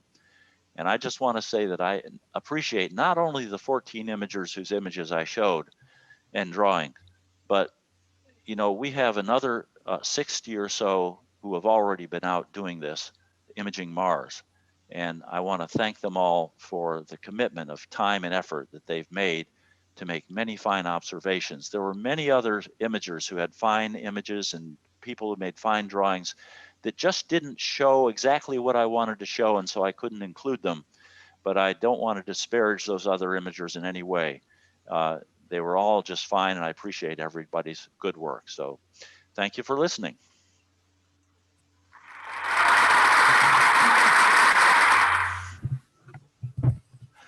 Tim, what are you up to? Roger, it's amazing to me that the last couple of weeks I had a clear view of Mars imaging too. I did not see any single dust. The surface so clear that you can see right down. I mean, I hardly see any dust. I mean, I don't know if you maybe scattered around and it produced low contrast, but I don't see any of these. I mean, And that's really interesting, Frank, because I've seen your image. You have some excellent images here in the last month. And, the interesting thing is here we are just for a month now in the supposed dust season, southern summer on Mars, and the atmosphere is finally clearing up. We had a very dusty late winter and spring, and no planet encircling storms, but some really large and repeated or continual regional storms. And it's made the whole atmosphere kind of dusty, which is finally settling out, and we're getting clear images just in the last couple of weeks. and also what amazed me, Hellas is very, very dull. All the time, all the other years are very, very bright. You can mistake it like a south forecast. But it's unusual that the Hellas is very, very dark. You can able to see the dust, the details. It's quite amazing. I mean, that I haven't seen this dull in a long time.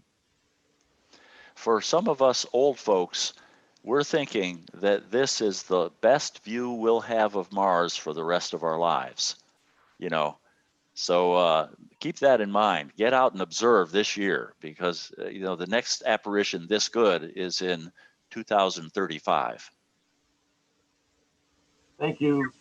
Thank you, Roger. I would like to add, the pictures, you compare the pictures done by professionals in the textbooks that we old people used to see in elementary school, high school, done with emulsion film with a 200-inch scope at Mount Palomar, compared to the images that you're showing, taken with 6, 8, 10, 12-inch scopes in a backyard. It's just phenomenal. It's just phenomenal. Yeah. If Percival Lowell had the equipment that we have today, he may not have seen canals, and we wouldn't have had that whole big rigmarole. Okay, we're running a little bit behind here, so I'm going to get right into the next introduction. John Rogers. What time is it there, Roger? Hi, I'm John Rogers. It's 8:20 in Barcelona. So you're in the future. How's it looking? For you guys. Okay.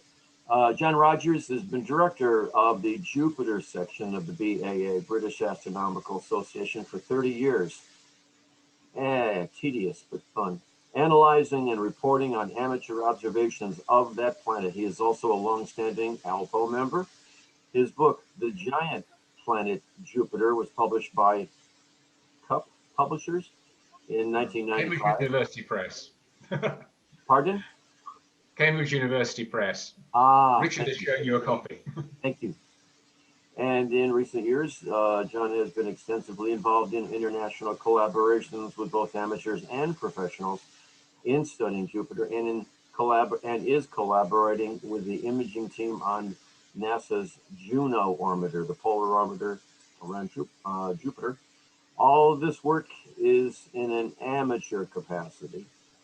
Professionally, John was a lecturer and researcher in molecular neurobiology at the University of Cambridge in the United Kingdom until he retired in 2014, so as to devote himself full-time to Jupiter research and sleeps, what, 1 or 2 hours a day? That's it? So, without reading his abstract, which you all do have, his talk is going to be about the current phenomena on Jupiter in the context of long-term patterns of atmospheric activity. So without further ado, I present to you John Rogers. Take it away, John. Okay, well, thank you very much, Ken. And it's a great pleasure to be attending my first ALPO conference. One advantage of these virtual conferences is that we can actually attend them from the other side of the world. So I guess that Tim is going to project my PowerPoint presentation. Is that right? Otherwise, I can project it myself. Okay. So yeah, it's really nice to be able to put faces to names and see some of the people who've written to me and sent images and so on over the years. Okay, that looks like it. So in this talk, I'm going to be covering the current phenomena that we're seeing, this apparition on Jupiter, but putting them into the long-term context, because the great thing that keeps Jupiter from being tedious is that we keep seeing phenomena that we've seen before, but they show up in different contexts and on different, and we may see something that we recognize from 3 years ago or 50 years ago, but we're always seeing it better than we saw it in previous cycles. Next slide, please. Next one, please, Jim. Can you give me the next slide? Okay. Just to orient ourselves, Jupiter's atmosphere obviously has belts and zones that we all know about, but the main structural features of the atmosphere are the jet streams, which are indicated in the chart on the left, where it's a graph of wind speed against latitude. And where the line points to the right, those are the eastward jet streams, or prograde jet streams, which are permanent in latitude and pretty fixed in speed. And they divide the atmosphere up into domains, each of which has a belt and a zone. And in this talk, I'm going to be covering the 4 major domains, the north and south temperate and tropical domains, and the equatorial zone. Each of those regions has characteristic cycles that can take a year or 2 to complete, and then repeat at intervals of several years or sometimes much longer. And it so happens that this year we're seeing those cycles in 4 of the 5 domains, including the equatorial zone as an extra one. So without further ado, let's get on to the next slide, please, and look at the NTB outbreak. Now, the north temperate domain, the characteristic outbreak is an appearance of really bright white plumes, convective plumes, on the very fast jet that marks the south edge of the NTB. Next slide, please. This usually happens every 5 years or so, but it's just happened about 6 weeks ago, only 4 years after the last one.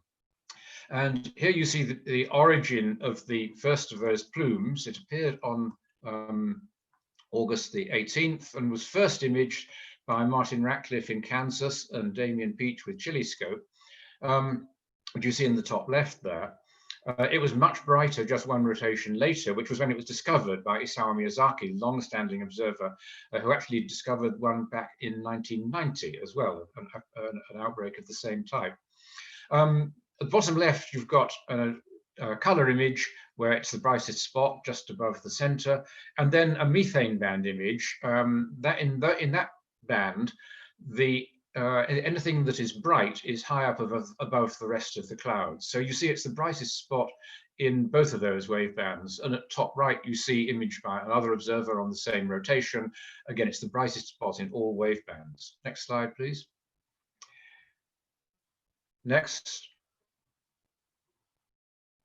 Well, as we expected, it grew and proliferated. These move very fast, these plumes on the jet stream, and behind them a wake appears. And this is part of the very extensive analysis done by Shinji Mizumoto in Japan. And as part of that, he's made these maps of the images on every rotation. And so the first outbreak appears in the middle, just about where this is going to start, just left of middle. As you can see, the plume moves to the right. This is in system 1, but it's moving at about 5 degrees per day in system 1 longitude. That's about 12.5 degrees per day in system 3 longitude.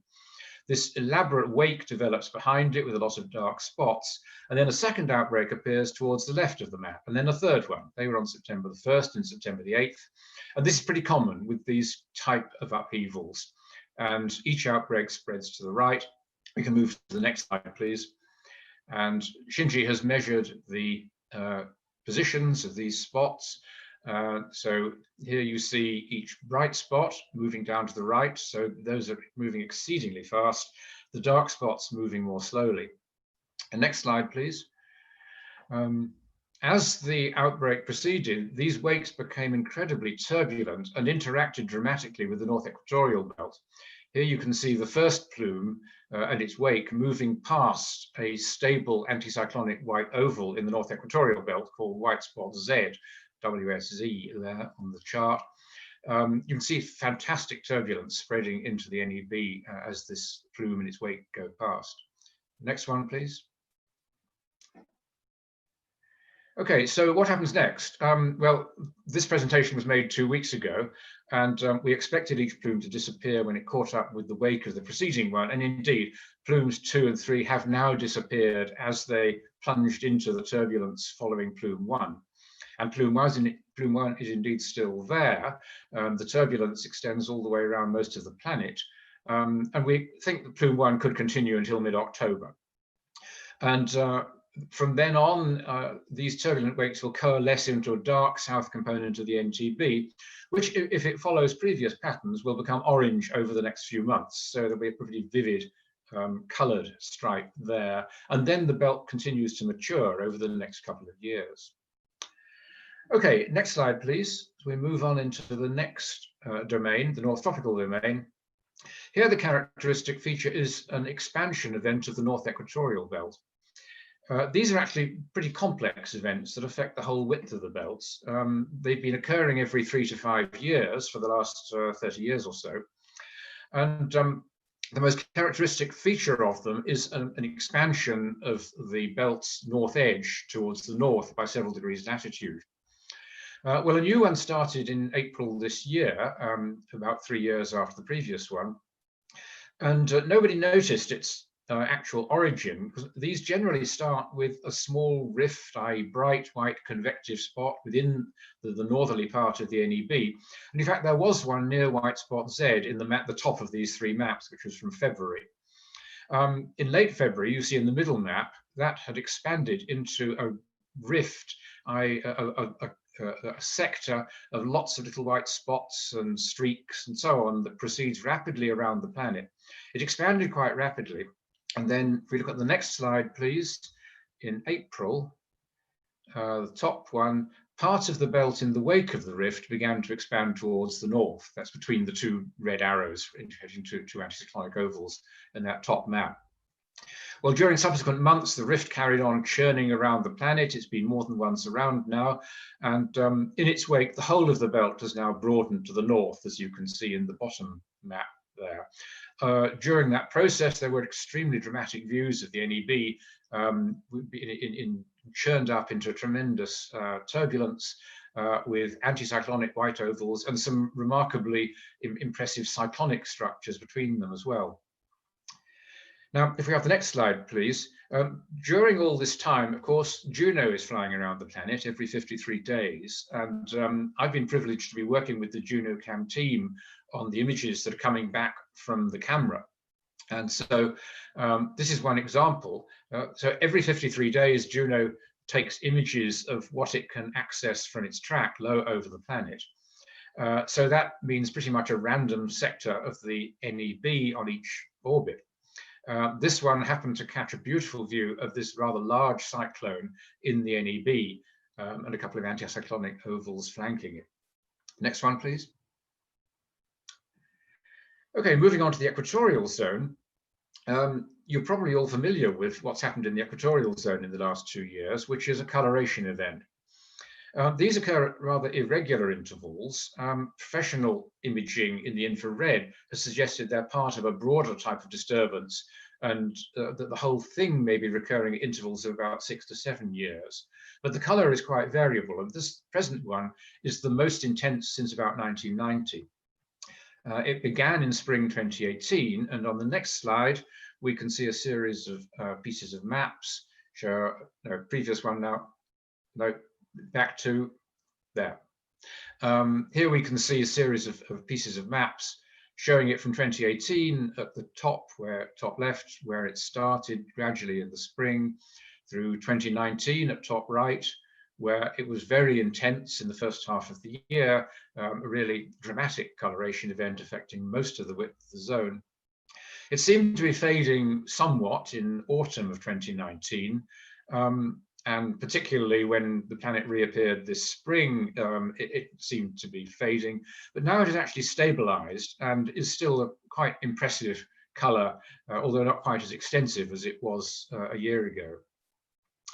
Next one, please. Okay, so this is a typical JunoCam view of the equatorial zone. Here it's looking eastwards through the zone, and it has this fantastic view of multicolored clouds. The colors are enhanced in these versions of the images, which are mostly processed by Joel Eshtate. And the JunoCam team takes very high quality ones because they're particularly interested in subtle low contrast waves that are seen, and you can see those in the full resolution strip at the bottom from the same image. The subtle horizontal streaks are waves, wavelengths perhaps several tens of kilometers, and you can see them in many different regions of the equatorial zone. And to see the resolution, if you can see right at the bottom of the screen, you can see the shadow of Metis, which is one of Jupiter's smallest innermost satellites. Next one, please. Okay, moving on to the South Tropical domain. This is the only domain that is not doing anything very special. It's not in one of its big long-term cycles at the moment. A long-term cycle consists of fading of the belt, whitening of it, followed by a spectacularly turbulent revival. But at the moment, the north half of the belt is indeed fairly pale, but the south half is basically normal. In particular, it's got the turbulent activity that you see there to the left of the Great Red Spot, i.e. convective plumes erupting and prograding over a matter of a few days. There's also quite a lot of turbulence on the south edge, which is retrograding, i.e. it always moves to the left, including some anticyclonic vortices. And that's given rise to the most interesting phenomenon in the last 2 years in this domain, which is what's happening at the Great Red Spot. So next one, please. For reasons of time, I haven't included any images of the spectacular flakes that occurred last year. But what was happening was that as these rings came in from the SEB south edge, they would swerve around the north side of the Great Red Spot and tear a red strip off it, which we call flakes. And sometimes these would go once or twice even around the Great Red Spot and produce flakes at both sides. This year, there has not been so much activity of that sort. The flakes have been quite sparse and comparatively minor, but there have been a few, and here's an example of one that Clive Foster has imaged in May. It's arrowed there at the top with the lowest yellow label. So it's that red streak that appears at the left-hand edge of the Great Red Spot. And there have been some others since. There was some in early September. And in fact, Clyde's latest image just 2 days ago appears to show a new one developing there at the left-hand edge of the Great Red Spot as usual. Okay, next one, please. But while this is happening, another remarkable aspect is the shrinkage of the Great Red Spot. Now, you probably know that the Great Red Spot has been shrinking for the past century. Somewhat irregularly, but it keeps on shrinking. And there was a particularly dramatic shrinkage last year during the most intense flaking events, which literally seemed to be tearing strips off the outer part of the Great Red Spot. So last May, which is towards the left on that chart, in case you cannot read the numbers, it shrank dramatically from 14 degrees long to little over 12 degrees long. Then during last summer, there were there were no flaking events for a couple of months, and it recovered its length somewhat. But the surprising thing is that this year it's resumed flaking. It has resumed shrinking again, almost as small as it has ever been, even though the flaking events have not amounted to very much. So we now have this question: is it just responding to the accumulation of all these flaking events, or is this some other reason for long-term shrinkage that has now resumed? So carry on watching this spot. Okay, next, please. The last of these domains is the South Temperate domain, where the cycles that happen are entirely different from those that happen in other domains. There are no overall fading and revival events. In fact, the whole domain for the last 20 years or so has mostly been pretty white and blank. But there are always 2 or 3 structured sectors within it, i.e. sectors where there are some large-scale circulations, even if they're very low contrast and difficult to see. The one of those that is fairly obvious consists of oval BA, the one big anticyclonic oval in the domain, and a dark segment of belt just adjacent to it, and a few other structures around it. You can see that there near the middle of that map. Over on the left there, indicated is the other present structured sector, which we call the following end of the STB spectre, for reasons that I can explain afterwards if you wish. And at the bottom, you can see that JunoCam has been getting some superb images of these structures on several recent perijoves. In fact, it gets a series of images, and we've been able to put together maps of them so as to map out the winds that are blowing around in these circulations. But we've been expecting a third structured sector to appear. In fact, I've been expecting it for a couple of years, and there have been a few pale vortices visible in JunoCam images. There's one at the bottom right there, but nothing particularly important until this year, when we saw 2 features that did seem to be promising. One was a dark spot, which you can see to the right of oval BA there, and this region to the right of oval BA is where these things have always appeared in the past. The other was a very faint streak, which you see adjacent to the Great Red Spot on that map, which didn't look like anything at all, but I thought, well, maybe this is also an important feature. And it turned out to be quite a remarkable one. Next slide, please. And this also was due to Clyde Foster, who, through his assiduous imaging, has figured quite a lot in these talks tonight. It was on May 31st that he discovered a little bright spot, which was very bright in the methane band, which indicated that it was another of these erupting plumes. But they are very rare in this South Temperate domain. And the fact that it erupted precisely in the middle of this little cyclonic streak that we've been keeping our eye on meant that this streak was actually doing something of special interest. Even better, Juno was due to take images of that very location just 2 days later. You can see those images down on the left there. And what it saw was first a region of cyclonic spiral streaks, which are a bit difficult to see at this magnification, but it was very clearly a cyclonic vortex, as we had suspected. But then this bright spot, which was quite unusual in terms of Jovian cloud patterns. And it seemed to be the new plume expanding in the center of that cyclonic streak. So it was a very interesting but small phenomenon and very short-lived as far as our observations were concerned. But it's persisted as a dark spot. After several weeks, it turned into a dark spot, almost as dark as the previous one. And you see fairly recent images of them there on the right. They will DS6 and Clyde's spot, respectively. So even in the last images I've seen, Clyde's spot is still there, still dark, still a little bit turbulent. So it hasn't settled down yet, and we wait to see what will happen. But I think it's pretty likely that one or both of those will somehow or other lead to a larger cyclonic circulation within the next year. Okay, next one, please. I think that's the end. Yeah, so this is a recent map, the last one I had before preparing this talk. So you can see several of these disturbances in their full glory there. The NTB disturbance with its 3 plumes and their great big tails, the broadened and turbulent NEB, and the colorful equatorial zone. So all this is still carrying on. There's every reason for observing. I should say we've had, as you'll have seen in the images, superb images from people all around the world during the year, but obviously mostly from the Southern Hemisphere. Australian, South African, some Brazilian observers have done fantastic jobs. There have not been so many images from North America, or indeed from Europe. But as you can see, it's intensive tracking of these features just day by day, orbit, rotation by rotation, that is key to tracking them. So if you're able to take any more images than you can, then they'd certainly be appreciated. Thanks to all the observers and also to the NASA JunoCam team who've contributed their superb images to covering all these phenomena. Thank you. Hi, John. Yes, I have a quick question. Every time I see the image of Jupiter by Juno, it's just like looking at the oil painting. Have you seen that? Anybody see that? Well, yes, if you look on the JunoCam website, you know they have an image processing section there.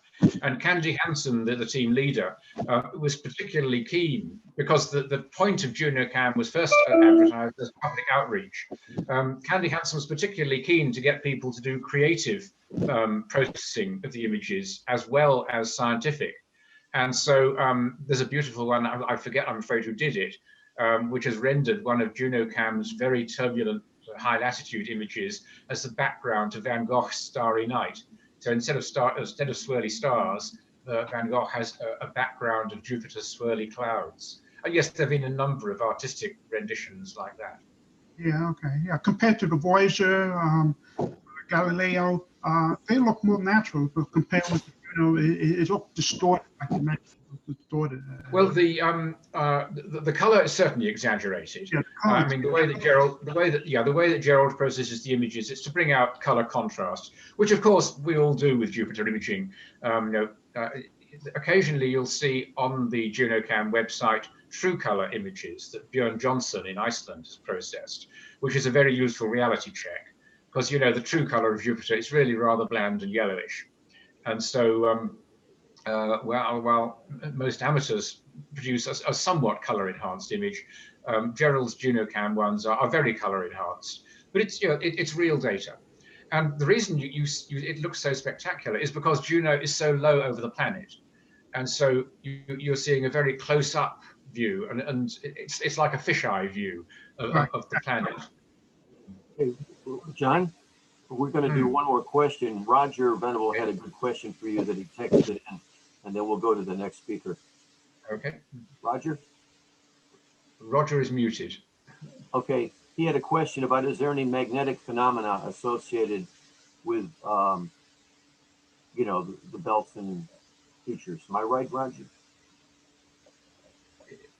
I don't see a reaction, but the features that we are seeing as amateurs are not related to magnetic phenomena, but at the poles, yes, I mean, there are impressive aurorae on Jupiter, and they are probably responsible indirectly for the very high altitude haze that overlies each of the poles. So if you're taking methane images and you see the bright haze that overlies the North and South Pole, that consists of particles that may well be produced by the auroral activity.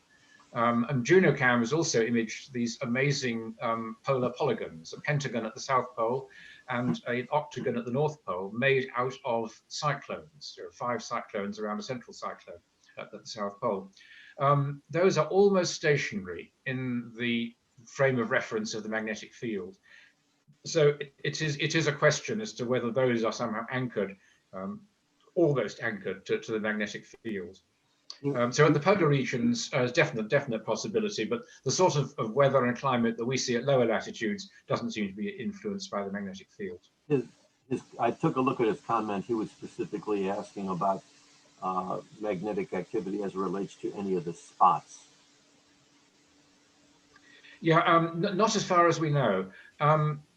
Juno, through its non-imaging experiments, has produced very important results about the depth of Jupiter's jet streams. The big equatorial jet streams and north temperate jet streams, at any rate, go down to 3,000 kilometers, but no deeper. Okay. All right. And the reason for that, no, but the reason for that is that below that depth, the atmosphere becomes electrically conducting. So if there were rapid motions down there, they would generate magnetic fields that would prevent the motions penetrating any further. So that's a big influence of magnetism on the features that we see. Thank you. Okay, we're running a little bit behind here. I've been admittedly long-winded, so I'm going to go into the intro for our next speaker, who is our Mercury coordinator, Mercury section coordinator, Frank Melillo of Long Island, New York. Frank has been interested in astronomy since the age of 11, when Apollo 11 landed on the moon and was attracted to the beauty of the universe. Frank is one of those rare souls who is actually able to use a Tasco, a 4.5-inch reflector throughout the 1970s. And in 1980, Frank purchased a Celestron 8-inch Schmidtcast, which he still uses today. He started doing astrophotography and joined the Astronomical Society of Long Island, New York in 1982, then the American Association of Variable Star Observers, and I don't know what the IAPPP means. International Photoelectric Photometry. Okay. It was long ago, I forgot even. Okay. And then joined the ALPO in 1984. In 1997, joined the wonderful world of CCD imaging and got even more interested in planetary imaging. Frank has been more active in the ALPO than any other national organization since the beginning of his career in astronomy. And in 2001, he became the Mercury section coordinator for the ALPO. That same year, he received the 2001 Walter Haas Observers Award for the most outstanding contribution to planetary astronomy. In addition to his C8 scope, he has a Meade 10-inch LX200, several webcams for planetary imaging, and the Quantum Hydrogen Alpha 0.6 angstrom solar filter. All of these accessories have helped Frank to further his planetary studies of our solar system. So I now present to you Frank Melillo. Take it away, Frank. Okay, thank you, Ken. It's a pleasure to be here, but I just wish that I can give a talk in person, but unfortunately, it is not happening. All right, I would like to mention when it comes to planetary observing, most people concentrate on Mars, Jupiter, and Saturn because they are so bright, they're so easy to observe. Venus is occasionally observed, and that leaves Mercury out. So it is the neglected planet. It's considered a neglected planet. Well, Mercury has a reputation of being one of the most difficult objects to observe and to image, simply because it's very low in the sky, it's right close to the sun, and you have to look through the dense part of the atmosphere.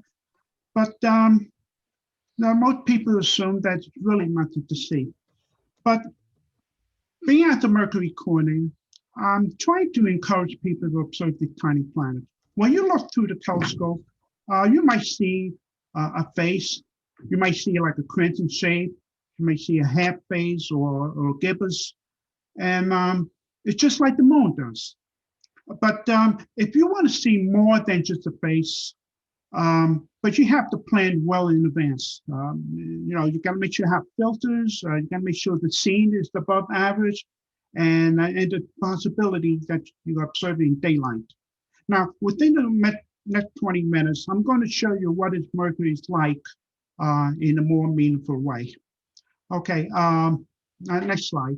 All right, just briefly, well, I'm breaking down to two parts about 2019 Mercury apparition and the credit injector rate. But just briefly, for the next few slides, I'll just talk about, you know, the early part of Mercury observation. Okay, next slide.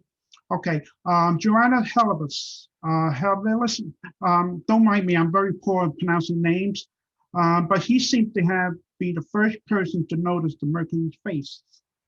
Then also Joanna Swarzer was the first person to map and draw Mercury possible details other than just the face.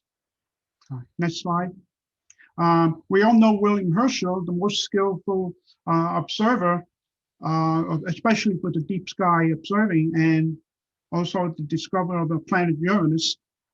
He also observed Mercury, but it didn't reveal anything interesting. Next.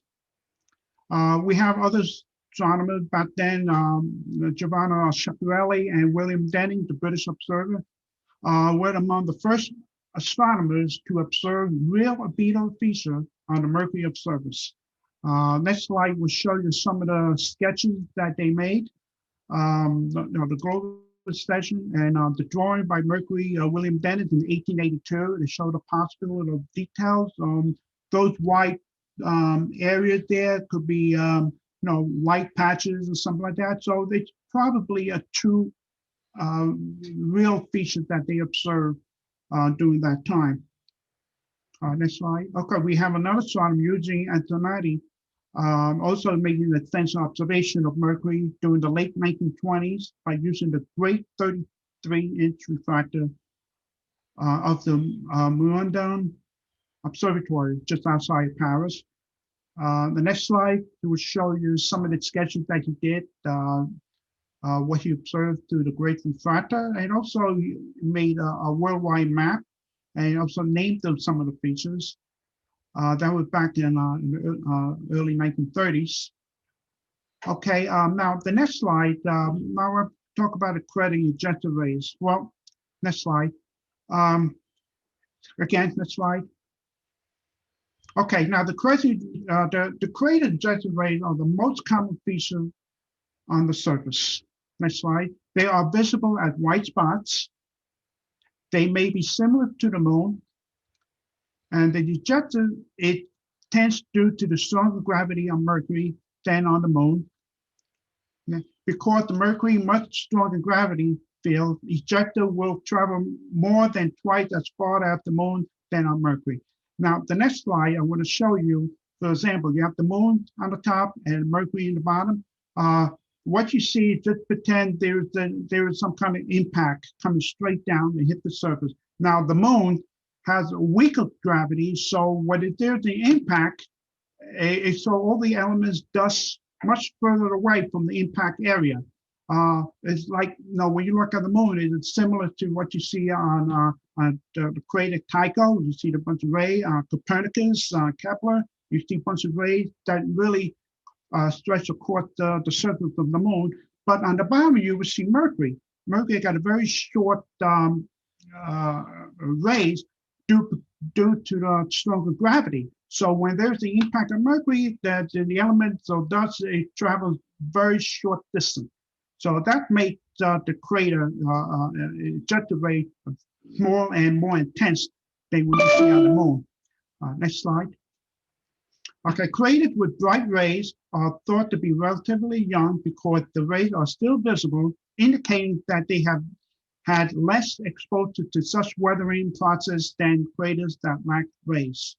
Well, you know, there's no atmosphere on Mercury, so nothing on the surface can have some kind of erosion, just like the Earth does. The Earth used to have a lot of craters in the early days, but it's been erosion because of the atmosphere. So it's really not much change in the last billions of years. And the same thing with the moon too.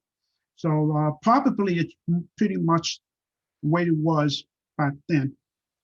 Next slide. Okay, now the pre-messenger area, the messenger spacecraft orbiting around Mercury back in by 2011 to 2014, 15. We have some of the radar map that was done by our Arecibo radar telescope to show the far side.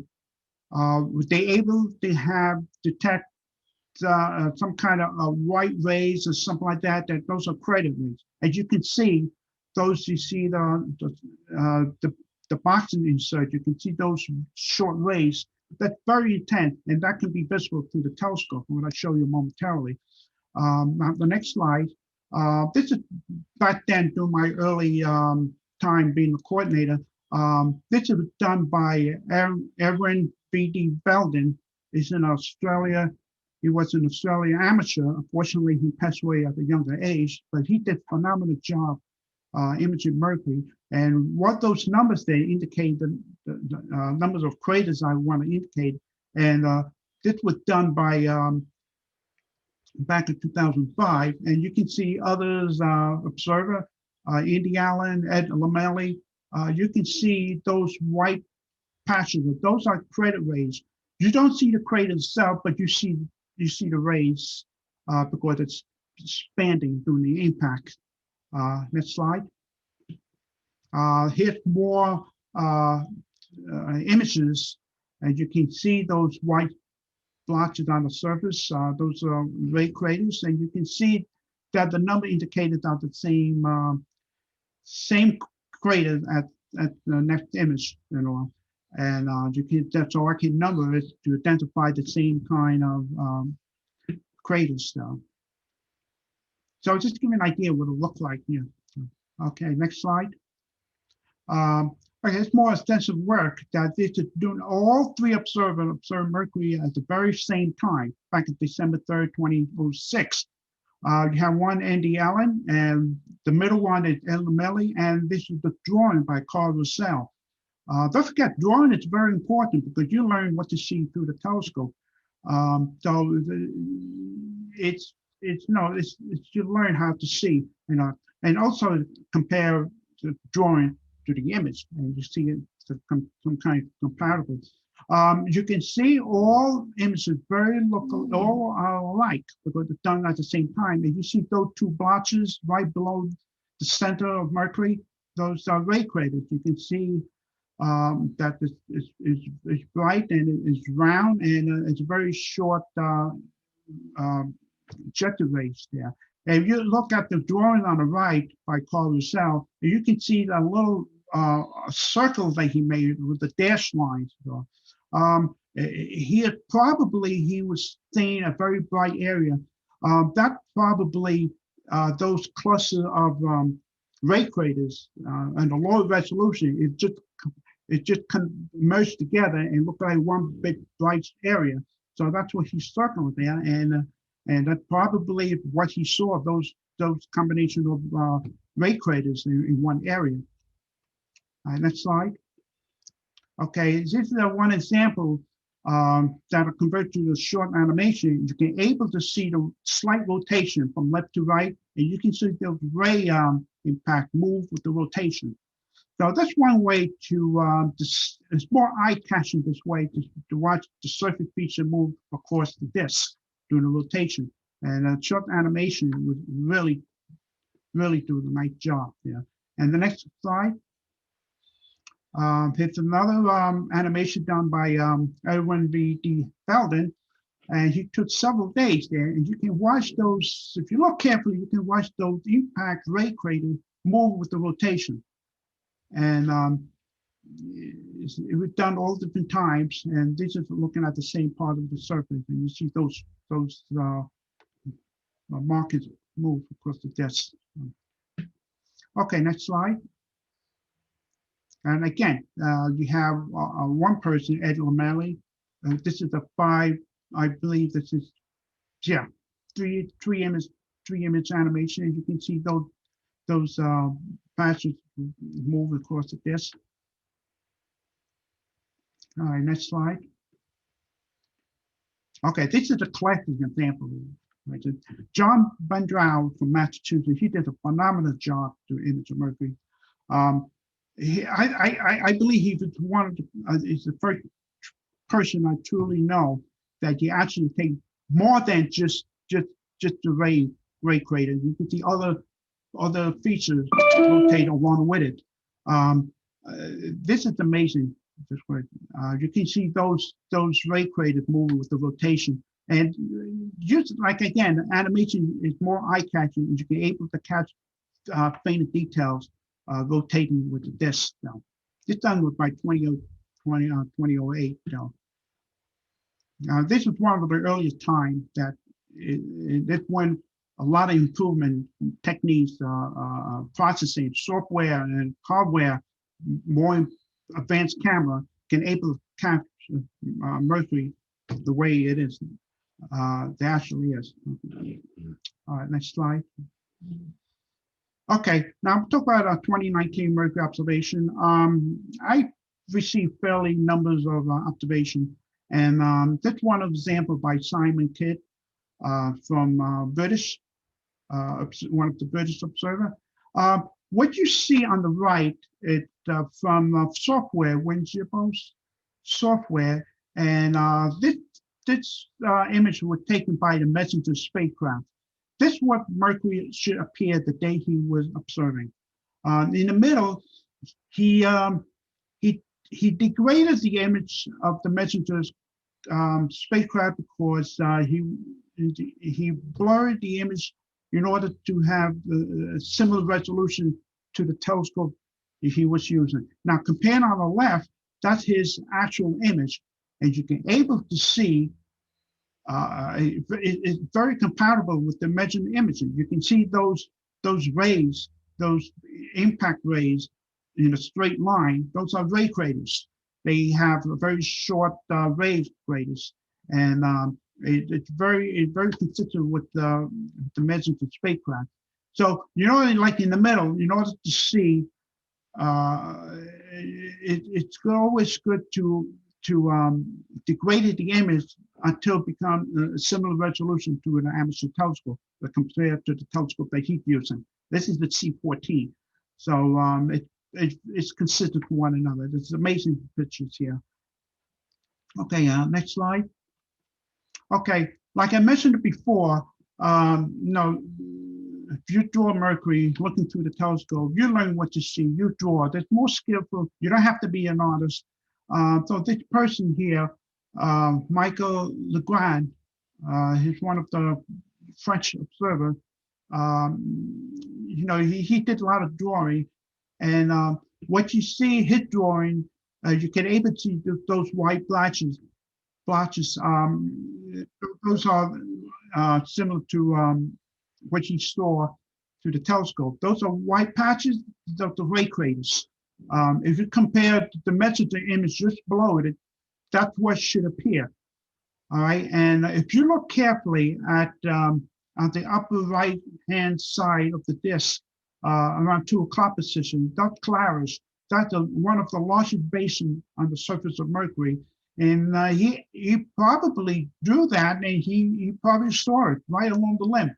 And those are white patches. And if you compare with the messenger image right below it, it's right there. That's Claris, and it's very easy to observe once you observe under the good condition. It can be visible at the large white patch area. Yeah. All right, next slide. Again, this was taken by Luigi Morone of Italy. The one on the left is the messenger image, and the one on the right, that's his image. So if you look carefully, you can able to make it out some of the dark patches, bright patches, ray craters. It looked pretty much similar to the messenger image on the left, though. Okay, next slide. Okay, this is my image. This was done in daylight, using the red filter, helped to darken the background, and also increase the contrast. They're using the 10-inch. So just to give you an idea, that the one on the right, that's the degraded messenger simulator. So that was done with the messenger spacecraft, and I degrade a little bit, I blur it a little bit until it becomes similar resolution to a 10-inch telescope. So mine is on the left side, and you can able to see the ray craters. If you look at carefully below the center of the disk, you see those white patches, and compared to the messenger image on the right side, and it's there. I don't know what the name of the crater is. I don't have it with me, but it's one of the prominent ray craters visible at that part of the disk. Okay, next slide. I hit the image the very next day. As you can see, the face advanced to more a half face. Again, you see those ray craters that you saw on the previous slide. Now it's again, it's more toward the middle because it's very slight rotation. And you can see on the right, degraded image of the messenger image, and it's very, very consistent with my image. And yeah, so that's what I'm trying to show you, that the ray craters are the much easier features to image. Next slide. I made it into a short animation, just two-day animation, one day apart. You can see that it's moving from left to right. You can see a very slight rotation. So, all right, next slide. Okay, not only some of the observers to image Mercury, even at low resolution, you'll pick up the face. Even if you pick up the face, it's a rewarding experience because it's very hard to image Mercury. Howard Exum from Florida, he imaged Mercury in a half face, and that's pretty remarkable. That's a rewarding experience. It's very hard to image Mercury face. So it looks like a very tiny moon, and that's quite remarkable. And also you can able to see how fast Mercury moves from crescent to half to gibbous in a matter of days. So that's a good experiment you can do. That's a good project to do. So, next slide. And of course, you know, with a higher resolution, it may show more. And this is one of my best images of the year. You can all these features that you see, the white patches are ray craters. Now, the two images on the right side, those are messenger images. And what I want to do is, like shown on the previous slide, to show the messenger image compared to mine. It's very, very similar. And those three images on the left side will take in just a few minutes apart. I always take more than one image because I just want to be sure that you know, if the real feature, make sure there's no artifacts or something like that. But they all look the same, and it looks very comparable to the messenger image. And those, you can see those white patches. Those are ray craters, and it's very similar.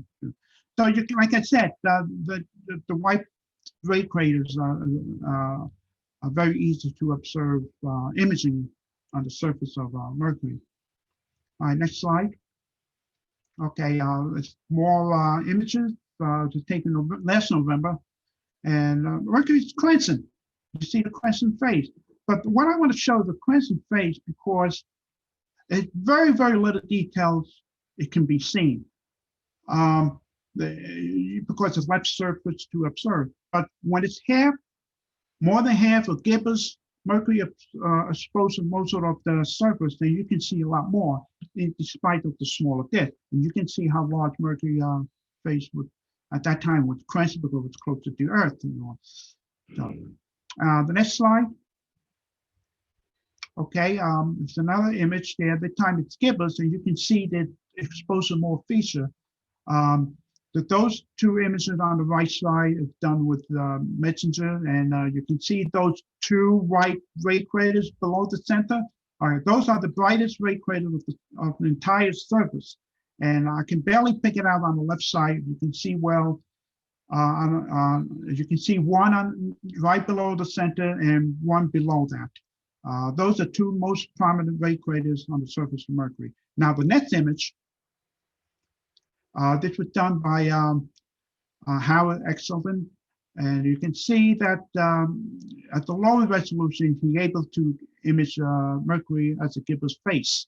So that's pretty, like I said, it's pretty watered project to work on it. The next slide, we're taking 2 days later, December 7th, and at that time I had a better seeing condition. So one on the left, you can see those two craters, ray craters on the bottom, now move to the right due to the slight rotation. And again, you can compare with the messenger, the two right images on the side and taken by the messenger. And the middle one, I degraded, so it would be similar to a 10-inch telescope, as far as the resolution. Now the next slide, I made a two image animation, and it's more eye-catching that you can see the ray craters moving with the rotation. So, and you may see other features above that. Could be another ray craters too, but it's very hard to see. But with the two ray craters most prominent, it's easy to capture and show the animation. That's more easy to observe. All right, the next slide. Okay, the final message next. The ALPO Mercury session will continue to collect observation like it normally do.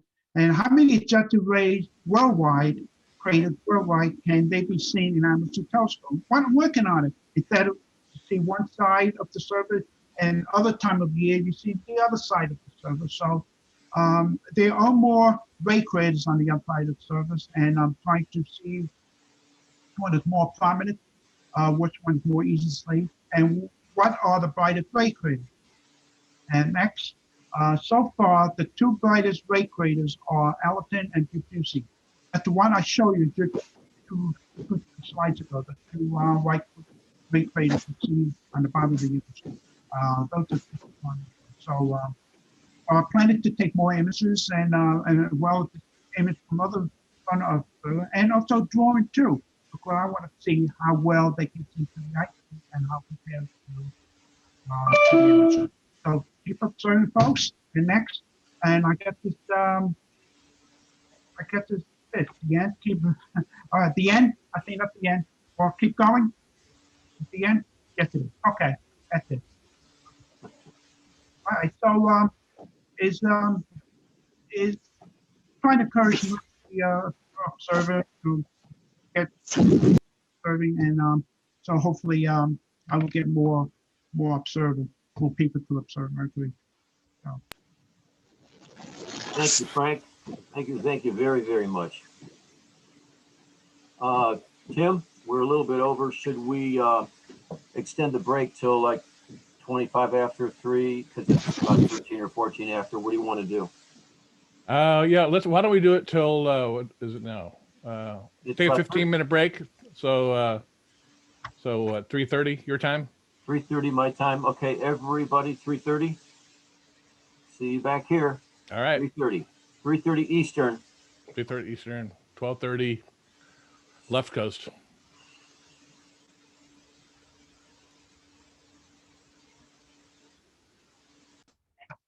Huh?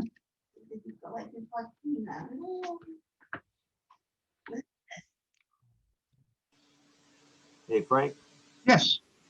I want to let you know that you're able to pull. Now, I'm not going to be anywhere near the great observer that everybody else here is, but I will tell you that from the little images that I've seen of your stuff, you seem to pull out from Mercury with just your images what I would probably see on Mars. Yeah. You know, so you're very much appreciated. Thank you. Thank you. Yeah. And that's only last year, but I have more images this year, so I'm just No. We got to get more people to throw things at you. Yeah. Okay. All right. Time. Yes. Okay. Who's that? Ken. Ken. You know what they're going to be meeting next year, or what? No, it's all indecision. The board talked about it last night. Kind of board meeting yesterday. Don't nobody mentioned about next year. No, we talked about it last night, but Yeah. everything is undecided because of the pandemic. Yeah, I know, yeah, We won't know for at least a few more months right, what we're right, going to do and where. yeah, okay, all right, okay, thank you. Okay. Catch you later. All right.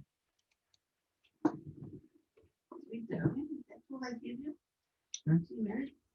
Yeah, well, because other people, I'm not, how long are we talking? Should they give you 15 minutes? 10 break, yeah, because we're running behind time, yeah. Why do you? You just made them. Huh? Okay. Frank, there you go.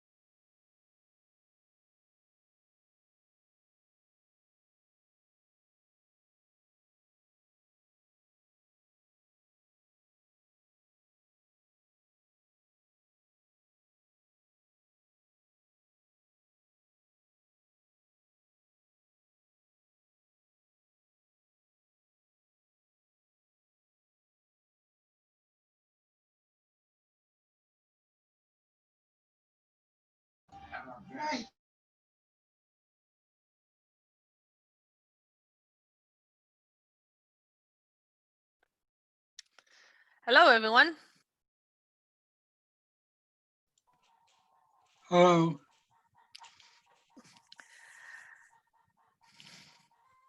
I don't know what to say. Hey, Ann, It's Ann? Ann. Just say hello. Yes. Hello. I'm just saying hello. And you had posted a message, if we're associated with the Astronomical League, correct?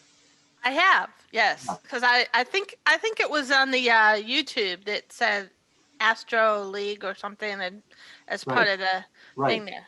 Yeah, we're very close with the AL, and in many cases, we hold our conferences in conjunction with them. It's a joint matter where some of our presentations are included Right. in the Astronomical League convention, which they call ALCON. Right. So, and then other times we have our own, like we're doing this time. Okay. So we're pretty good with them. Okay, yeah, because I know in 2012, I attended an Elcon, and I think it was either 2012 or 2013 that you guys were there. I think it was the 2012 one that you guys were also Was it in Atlanta? No, it's in. I attended one in Atlanta, and I think that was 2013. Right, I'm the one who set that going. I was the guy Okay. who set that up. Yeah. All right, because I attended one in 2012, which is in Chicago. Oh, that was great. 300 I love people. Chicago. Oh yeah, that was really fun. I mean, the lectures were great too. Yeah. So, but And the observatory tour. but yeah, yeah, and I couldn't remember if which one it was. Oh, okay. Is that like that's like everybody take your seats? Yeah. Yeah. That's I think yeah, the Astronomical League is meeting in Arizona, Maybe. Albuquerque. Well, they're scheduled to. Same date and place that they were supposed to have it this year. Right, but our board met last night and we talked about possibilities, but it's undecided where we're going to go next year because we just don't know. So yeah, there's a possibility of next year meeting with them in Albuquerque. There's a possibility in 2022 in meeting in the Ohio region where I'm from. But that's all a big if. right. We want to figure out things as we get closer to the vaccine and its effect and seeing how this whole pandemic settles down. So it's a big if because you don't know if you need to be virtual or not. Is that okay? We're looking at the possibility of doing a hybrid where we'll have in person as well as hybrid, as well as virtual. Anyway, we'll talk about it. We got to get moving here because we're behind schedule. Shall I go ahead, Tim? Okay. Our next speaker, let me pull up his bio here. Well, he goes by Scott, but it's Robert Scott Harris, is the planetary geologist for the Fernbank Science Center here in Atlanta, Georgia, which is where we had the Astronomical League conference in 2013. And he is planetary geologist there and the Jim Cherry Memorial Planetarium, which is really where our the Alcon was held. And let me interrupt you just a second. Kim, please don't do that hand sharing to me, please, as we worked out before. What's that? Tim was putting up my slides. I need him to share screen, give me sharing permissions. Oh, okay. I'm just going to continue with your intro.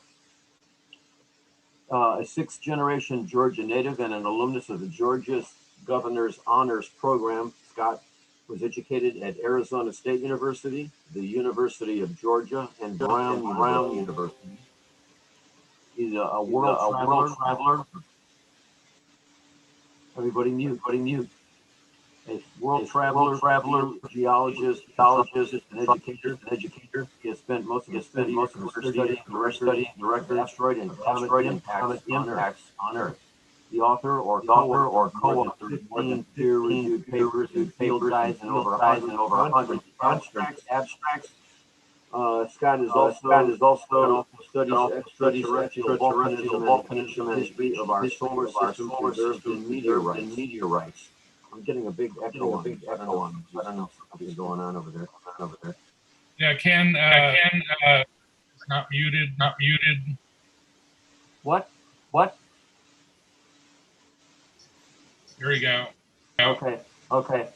A life member of somebody's got somebody going there. I'm hearing myself talk. A life member of Sigma Earth Science Honor Society, former Barry M. Goldwater Scholar, Circumnavigators Foundation Scholar, and NASA Fellow, served as the president of the Geological Society, senior geologist, Department of Transportation, earning 2013 Commissioner's Achievement Award, visiting research scholar at Auburn University, visiting lecturer, geology and mineralogy at State University of Georgia. Having grown up visiting the Fern Bank Science Center, sees the opportunity to join that facility and its faculty in 2014 through large-scale demonstrations, field trips, public television appearances, and especially developing and delivering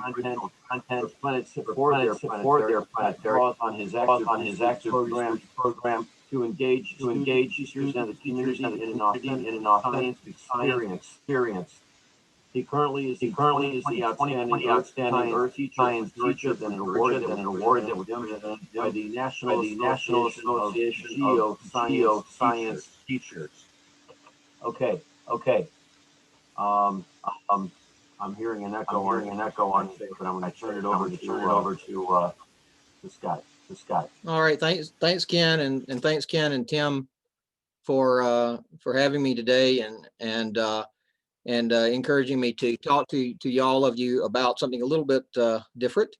So I am an impact specialist, and wanted to talk with you about some of the small asteroid and comet encounters that our planet has. And so it just seems like that nearly every day, certainly at least every week that goes by now, that we have, either reports of scenes like this. This was a couple of weeks ago when a small object skipped off or skimmed through the atmosphere. But we seem to have either very frequent acknowledgements of small things that have passed us, or things that are are coming up that are very close to us, or even have the potential of impacting our atmosphere. And they can range from very tiny to pretty large. The estimates I've seen for this skimmer range from just a few inches up to as much as 30 meters. So it can be a challenge to determine exactly how large those are. But the one I wanted to really concentrate on was this little guy, only about 2 meters in diameter, that was picked up in 2018 by Palomar. And it's called the 2018 VP1, that has received notoriety because of its impending visit nearby to Earth. And that close encounter is set for in Universal Time, November 2nd, but here in North America, we will still be on the Day of the Dead, appropriately enough. And while there is most of the models indicate that the chances of impact are rather slim, although you might take 1 in 240 odds on a lot of things. There are some models that indicate that the passage with Earth is inside the radius of the planet, which means impact. And one of the things that I noticed and wanted to share with you as I looked through those models and looked through some of the reports that come out from officials, even with the Planetary Protection Office, when these come up and make their way through the popular media, are kind of remarkable in terms of one of the things I want to share with you. I usually don't read slides, but I think it's worth it in this case to just point out a few of the things even put on Wikipedia about this particular small asteroid. And you know, saying it's too small to do more than create a bolide and common strewn field, similar to Sutter's Mill, where I had you know, friends and colleagues scurry several years ago to go collect some meteorites. And then the quote, "It is not characterized as a potentially hazardous object given the estimated size is smaller than the threshold for potentially hazardous objects, which are estimated at more than 140 meters in diameter." Well, some of you may be aware of this and some of you may not be, and that's one of the reasons I appreciate the opportunity to talk today, is back in 2007, we had this happen that is sort of contrary to those statements. And it was just a little bit before noon local time in Peru. This crater was created called Carancas, just outside the village of Carancas, south of Desaguadero on the southern edge of Lake Titicaca, just a little ways from the Peruvian-Bolivian border. And the entry, as you see here, was from the northeast over the lake. And this presented quite an opportunity for observers on the ground, which I know, you know, many of you are interested in. And if you had been standing here in the streets of Desaguadero on that morning, about 11:40 in the morning, directly over the street here, coming in from about 60-degree angle of about 60 degrees above us here, you would have seen a very bright fireball. And that fireball would, in this image of the city, would have been traveling directly over the city from up here and landing in the background here. And I have a few slides here to show you kind of what that was like in the aftermath and some eyewitness reports. The first thing is that there was a young gentleman, a student here at this school, who saw the fireball and then was able to scurry and get a camera so that a few minutes after passage, he was able to get the vapor trail here in the sky. And this was one, there are very few images of this. And unfortunately, none of them, you know, at that moment of the fireball itself. I mean, you know, it is a shame it wasn't a little bit later, you know, a decade later, when people would have been, you know, had their cell phones even more handy to capture these images. But Mike Farmer, we actually got this image directly from the young gentleman as well, but a meteorite collector, Mike Farmer, some of you may be familiar with. This is the actual image he had posted on his website and points out the corkscrew nature of the tail, and that's something really cool to look for when you're looking at these entries. These are tumbling rocks, and I just, as an aside, I wanted to mention I had the privilege, honor, luck of seeing this in grand fashion back in 2005. I was taking off early in the morning from Hartsfield-Jackson Airport here in Atlanta, headed up to Rhode Island with a stop in at Dulles.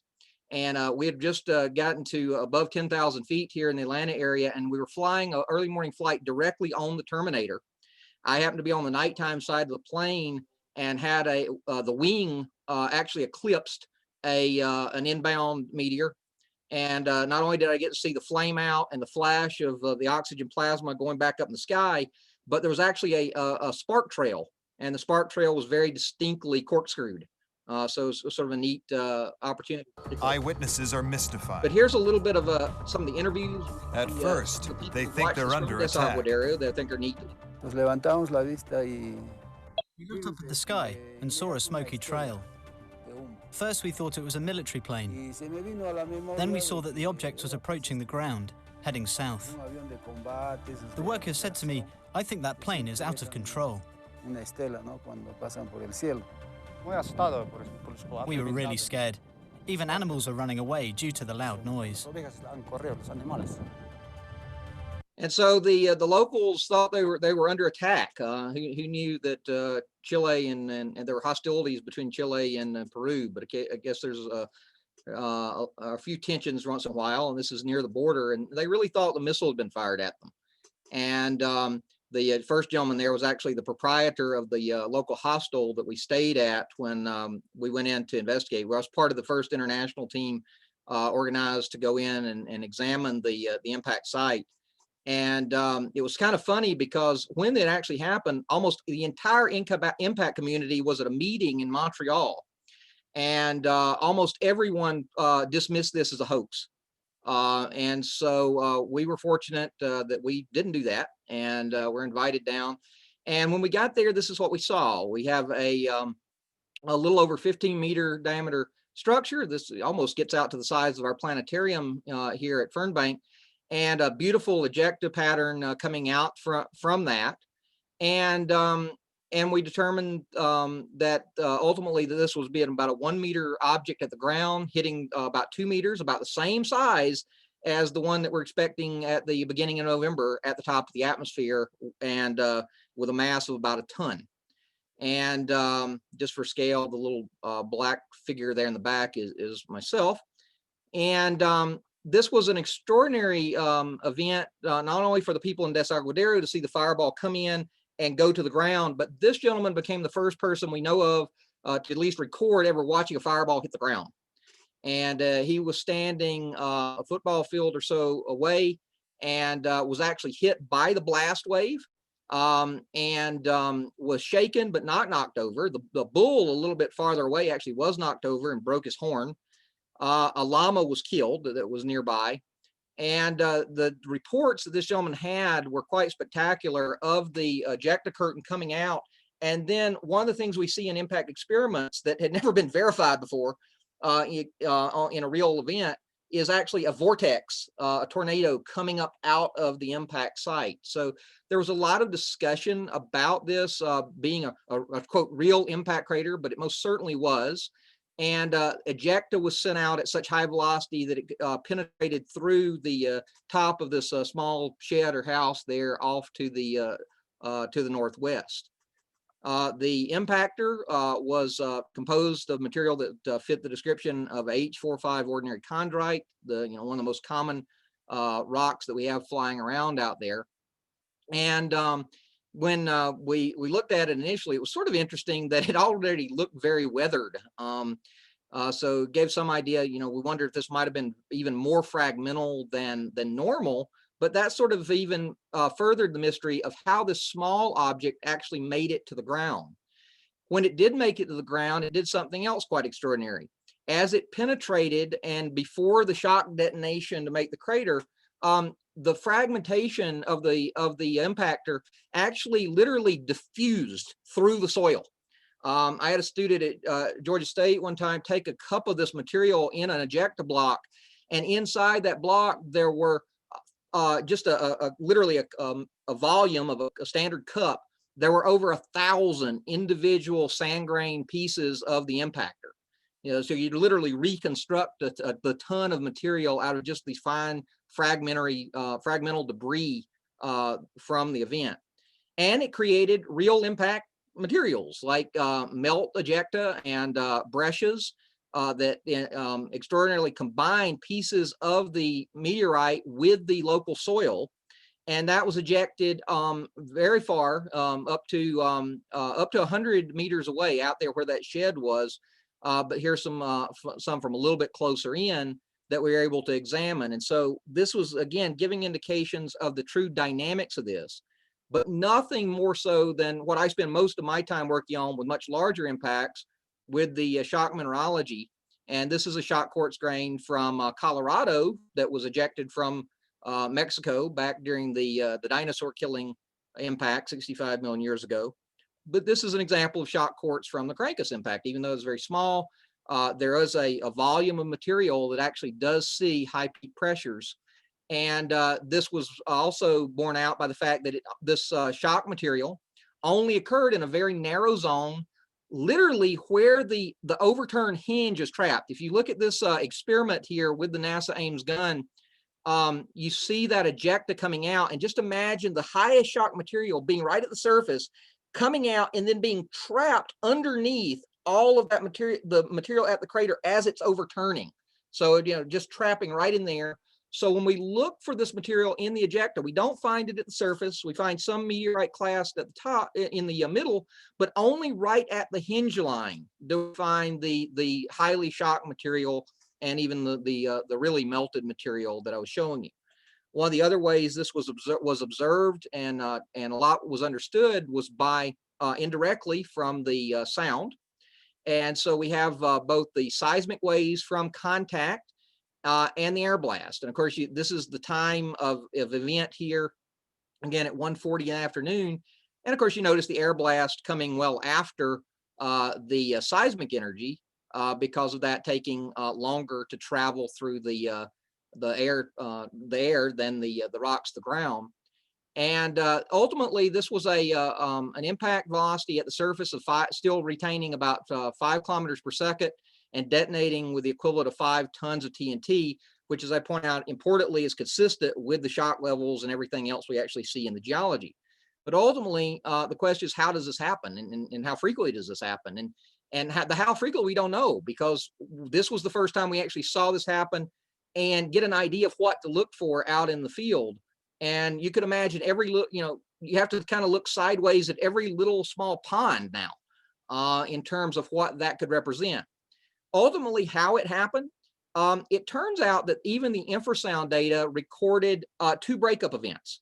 The people in Desaguadero, interestingly enough, did not see breakup events, but the infrasound indicated that this 2-meter object had actually exploded twice.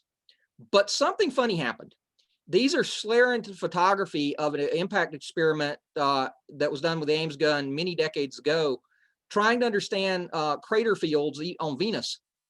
And so this was where an object deliberately was fragmented, and you'd have a witness plate at the bottom where you'd see a crater field produced as all the pieces finally hit the target surface. But in about 1 of every 10 shots that were done, the pieces, rather than separating, the bow shocks were kind of herded back together, shepherded back together, because a large piece got out in front. And my former advisor, Pete Schultz, kind of refers to this as the flying geese model of impacts. And so we think this is what happened with Carancas, so that we ultimately had the large piece get out in front and shepherd all the other pieces back together. So when it hit the ground, it was still essentially acting as a single object, and certainly was, as the eyewitness reports were, still a radiate feature.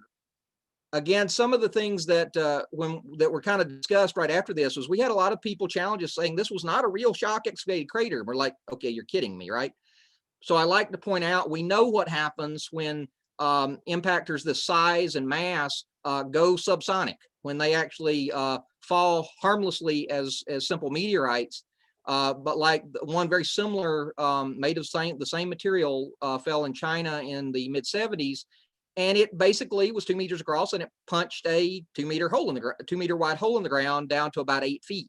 And they took out the mass, took it back to the museum, and there it sits today.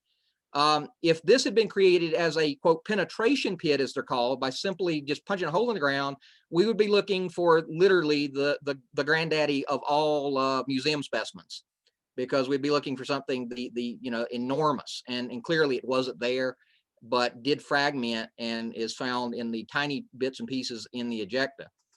So the big point here is, while these these are not doomsday events by any means, they are a real threat that is out there. And it's important to keep in mind that even though this happened at high altitude, we calculated that if it had made it to sea level in 1 second later, it still would have created a crater that was over 30 feet in diameter, and still had quite a punch in terms of the explosive damage that would have been done. And so that's something to think about. And then just finally here, as far as these types of events and even cometary material that is relatively small hitting us, after the Chelyabinsk event in 2013, the Department of Energy was sort of forced to put out these maps showing how often these multi-kiloton events occur in the upper atmosphere. And you see many of those here just over about a 20-year period. And again, keep in mind that just between about half a second and 2 seconds separates all of these from being ground detonations that can result in a much different type of situation than they do. And when we talk about comets and small comets, we're probably not talking about, meters, but small comets, we're talking about 100 meters or so. And it's interesting, some of the work I'm doing right now and some work you see there that's in review deals with finally being able to have materials that are verified from cometary impacts on the ground, airburst literally right at the ground surface. And we have glasses here in the Atacama, lower Atacama of Chile, where we've been able to find, these are just littered inside. They're glass fused material from the surface, but inside they're littered with literally thousands and millions of tiny grains and even rock fragments that have a unique mineralogy that is tied to CI meteorites and ultimately to, and also are found in the Stardust samples from Cometville 2, tying those together to, these materials to comets. And there are all other glasses like the Dakla glasses in Egypt and the Adawi glasses in South Australia, where I've also gone in and found these exact types of materials from what were purported to be airburst or cometary materials. And now we can actually go in and mineralogically, prove that that is the case.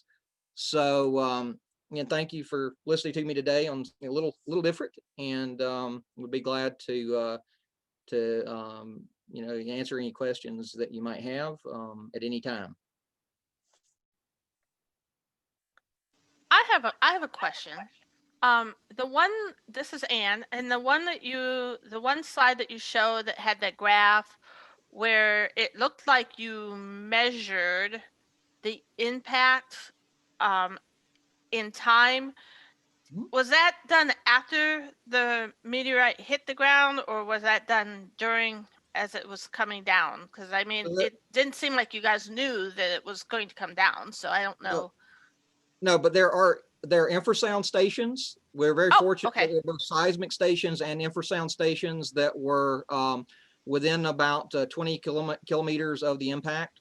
And so both the seismic instruments and the infrasound instruments were able to get a very, very clean record of both entry, the purported breakups, and then ultimately ground collision and the transmission of that energy to the seismic stations. So it was a very unique opportunity for us to be able to do that and analyze those data. A lot of that was done by Peter Brown at Western Ontario, and as we watch these events, like could come up here in November, it's always kind of important to keep in mind. I was just from an observation standpoint, I was just going to say, if you're ever out with your cell phones or anything and have one of these events happen, not only are GPS data, now important, but recording direction and also trying to get those images as close to parallel to ground surface so you can record the angles accurately is really important.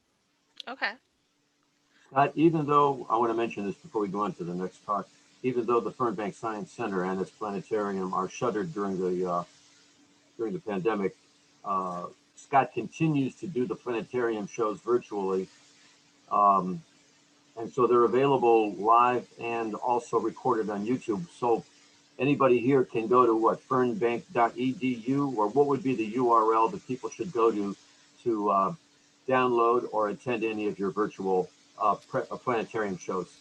Well, but as you see behind me here, we've got the two Facebook pages that may be of interest to you. One is our main center page where we do our main virtual planetarium shows on Friday evenings and Saturday afternoons with it's just at Fernbank Center with Facebook. And then we do supplementary things, supplementary programming on Fernbank Earth Space. And that includes, if you've got any teachers out there, I do Earth and Space programming at live, but it's also kept in perpetuity on both Monday, Tuesdays, and Thursday afternoons every week. Okay. After the pandemic is over and the center is open again, that center, by the way, the planetarium seats, what is it, 500 people?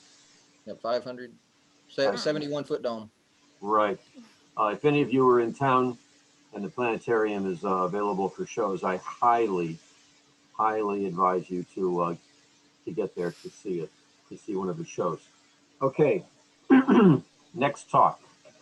Jerry Hubble, not related to Edwin that I know of, is currently an assistant coordinator in the ALPO's Lunar Topographical Studies program, which is part of the lunar section. And he was appointed to this position in 2014. He's been a member of the ALPO for over 10 years and is currently the Vice President of Engineering for Explore Scientific, one of our door prize donors, where Jerry is the principal engineer and designer of the PMC-8 TM control system. He is also the VP of MSRO Science Incorporated, microscience.org, and Assistant Director of the Mark Slade Remote Observatory, which is a nonprofit 501c3 corporation located in Wilderness, Virginia. Jerry is retired. He is a retired Six Sigma TM certified nuclear instrumentation and controls computer systems engineer with 40 years experience in nuclear plant operations, nuclear process instrumentation maintenance, and nuclear instrumentation design engineering. He's an active research astronomer pursuing objects involving lunar topographical studies, wouldn't you know, minor planet astrometry, exoplanet transit observations, and new astronomical instrumentation developed and testing. Jerry's written 2 books published by Springer, Scientific Astrophotography, How Amateurs Can Generate and Use Professional Imaging Data, which was released in 2012, and Remote Observatories for Amateur Astronomers, that is, Using High-Powered Telescopes from Home, which was released in 2015. Jerry is also currently a Springer Book Series editor for the Patrick Moore Practical Astronomy Series. He's active in and is the previous president of his local astronomy club, that is the Rappahannock Astronomy Club at rayclub.org, which is located in the Fredericksburg, Virginia region, giving presentations and doing outreach. Let's see. Thanks, Ken. That's a lot of stuff, and you got more to read, but I'm not going to do it. You got a lot to talk about. So, without further ado, Jerry's going to talk about possibly another venue for the ALPO, Exoplanets. Take it away, Jerry. Right. Thank you, Ken. I am a pretty busy guy. I'm into a lot of different stuff. For some reason, I just go nuts over all of this stuff. But the ALPO is really closer to my heart because when I grew up in the Apollo era, everybody wanted to be an astronaut, and I just love looking at the moon. And so that's the lunar studies that I do with ALPO are close to me. So if you go to the next slide, next slide after that. That's just an overview of what Ken just said. Go to the next slide. All right, so I'm going to be talking about exoplanets and possibly how the ALPO can adopt exoplanets into our organization. But I wanted to show that I do lunar imaging, and this is an example of one of the images I took, I think a couple years ago. But I use a tool called the Lunar Terminator Visualization Tool, which is an excellent tool. It's available on the lunar section on the web page, the ALPO web page, lunar section. On the right-hand side menu, you'll see a download for this tool if you're interested in doing measurements of the moon. And for the example I give here is the crater rim measurements I did of the crater Trasnecker. It's pretty cool. It's really a nice tool. So go to the next. All right, so the objectives for my presentation, why do we even need to observe exoplanets, and there's a requirement for high precision photometry when doing this. I'm going to go over the exoplanet observing we've done at the Mark Slade Remote Observatory, how you can get started in observing exoplanets and the opportunities that there are for pro-am collaboration. And then finally, I want to present a proposal to add an exoplanet section to the ALPO for ALPO members that are interested in doing exoplanet work. And then I'll take some questions afterwards. So why do we even need to observe exoplanets? And the need is based on from the wider astronomy community, because we have to keep track of these planets' orbits and to identify any changes in the ephemerides of the planets. I mean, these are initially observed by by TESS and by Kepler, but there's things that may make the orbits change for these planets, and we need to make sure we keep track of them. So that's a prime thing. And it's really no different than keeping track of the minor planets that we have in our solar system in terms of the orbits. There's always needs for periodic observations of the minor planets that we have in the solar system, especially the smaller ones. But that's basically the same type of thing. And TESS has discovered quite a few exoplanets. I think there's well over 4,000 exoplanets now that have been discovered up to this point, and there's going to be too many objects to do follow-up work, so we need amateurs involved in this, and it'll help keep amateurs involved with the cutting-edge research that's going on with exoplanets, also with the professional side. So it's an ongoing project that's going to be decades to do. There's a hitch in this in terms of what's needed to be able to observe these exoplanets, and you have to have high precision photometry techniques and methods. And the historical standard for several decades has been around a 1% measurement precision for magnitude, typically for variable stars and other types of photometric measurements. And if you just want to detect an exoplanet, go back, please. If you want to go back to an exoplanet, then oops.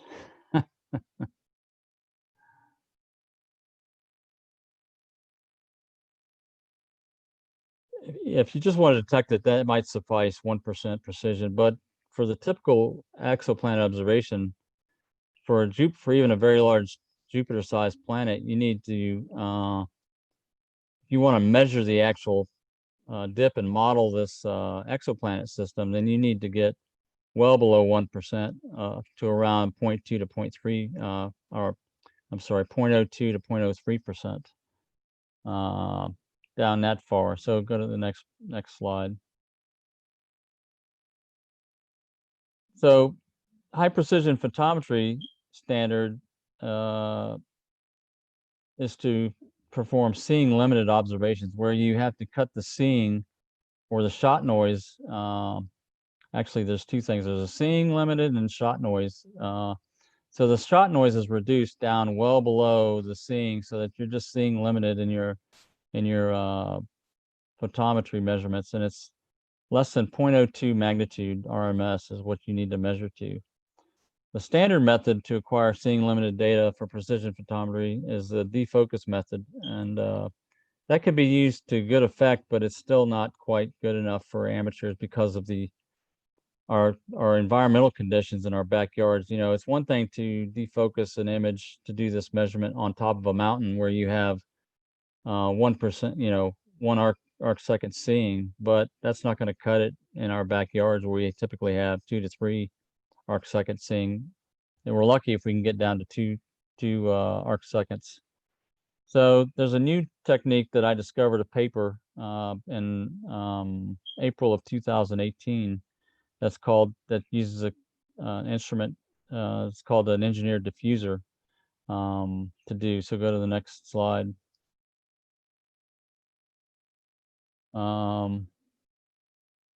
So just to talk about the observatory a little bit, this is what it looks like at the Mark Slade Remote Observatory. We have a 6.5 inch ALPO refractor that we're using to do these measurements. We've got a filter wheel, of course, and the diffuser instrument is installed in the filter wheel. Next slide. So the original paper that I found in April 2018 was called Towards Space-like Photometric Precision from the Ground with Beam Shaping Diffusers. And it's really a kind of a breakthrough instrument in my mind. When I first saw this, it was really pretty fascinating to see that you could get this very high precision.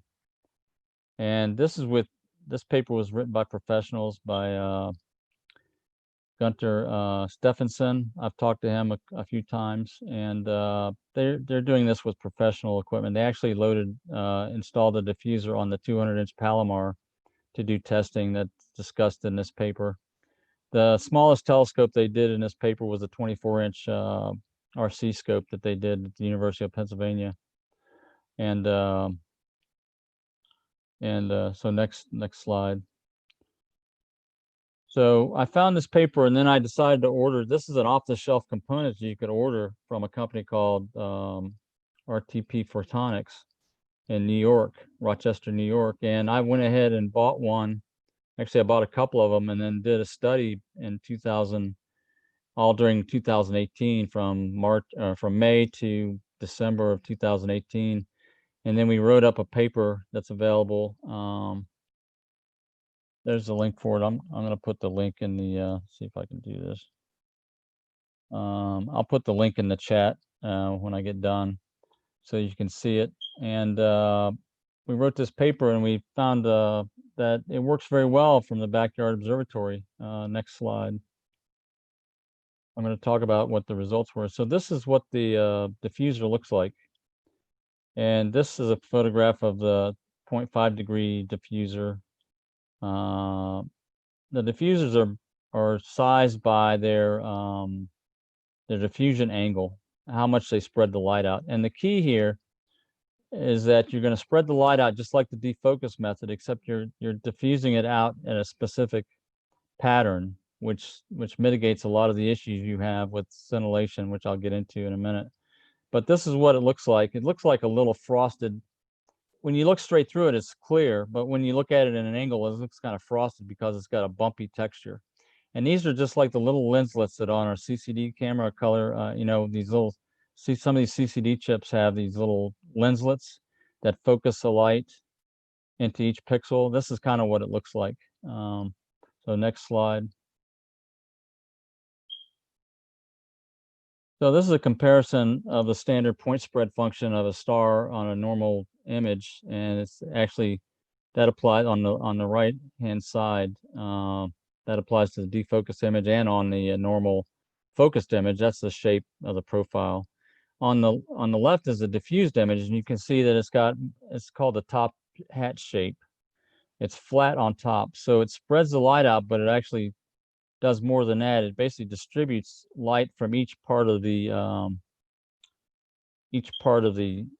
star image into the chip, and it spreads it out at each location across that profile. So it's really averages the whole light out, so where the end result is that you get a very steady image of the star with practically no scintillation at all. Go to the next slide.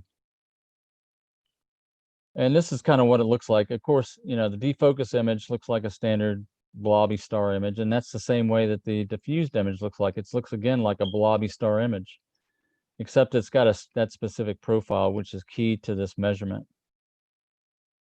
All right, next. So I want to get to the results. In November of 2018, I observed exoplanet HAT P16 Bravo. And the measured the shot noise precision, which is basically the individual image noise, was down around 1 millimag, and you can see that in the error bars on the red trace. There is the modeled shape, and each individual sample there has the error bars on it. The overall precision based on the residual error on the model is around 2.7 millimag RMS. So you can see there's a very precise measurement going on there. And with the diffuser method, we measured a transit depth of 10.76 plus or minus 0.33 millimags, which is that's a key number in the modeling of this exoplanet system, which I'll get into next. Go to the next slide.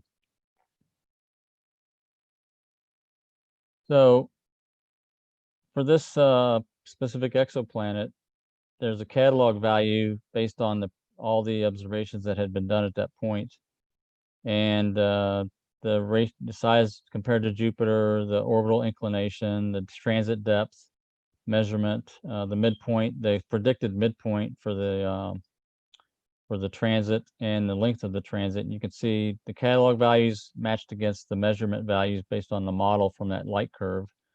And you can see it turned out pretty good. The orbital inclination was pretty darn close. The transit depth was fair to good. I mean, I think it was really pretty close. The midpoint time was very close. I think it was within the margin of measurement error.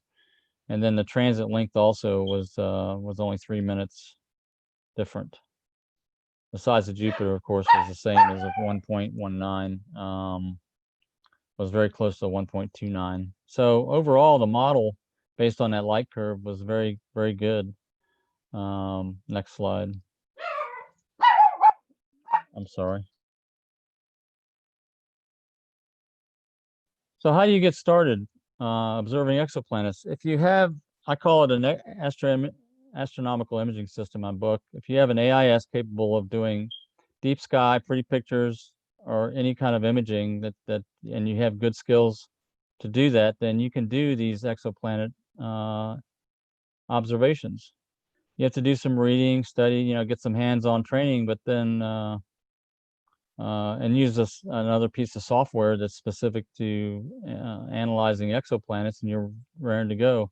I have to say, I forgot to mention it, I started on this path back in 2017 at the beginning of about 3 years ago, actually almost 3.5 years ago. I took the course, the AAVSO course, Exoplanet Observing AAVSO course. It's Dennis Conte was the instructor, and he's the AAVSO chairman for Exoplanet, for their Exoplanet section. He does an excellent training session, and it's available every once in a while. So you can take that training, you can read some materials. There's a lot of good materials online. If you've done astrometric and or photometric measurements with your imaging system, then you're at the front of the class. You already know pretty much all you need to do these types of measurements and to do this follow-up observing. Next slide. There are several pro-am opportunities also. I'm a member of the TESS follow-up working group, Seeing Limited section, to provide observations to the TESS follow-up program. Like I mentioned, the AAVSO also has an exoplanet section. Dennis Conte is the head of that. And then JPL, Dr. Robert Zellum, I'm involved with this group also. The NASA JPL Citizen Science exoplanet project is called Exoplanet Watch. That's available also to get involved. But next slide, I'm thinking that since we're the ALPO, we have planet in our name, we should be observing exoplanets. And my proposal is that we should form an exoplanet section in the ALPO to help our members learn these procedures and methods and to do their own observations.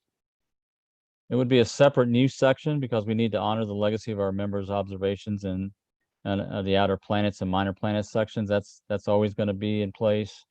I don't want to lump exoplanets in with the outer planets, even though they're way outer planets. Hundreds and thousands and millions of light years away. It's like it's not fair.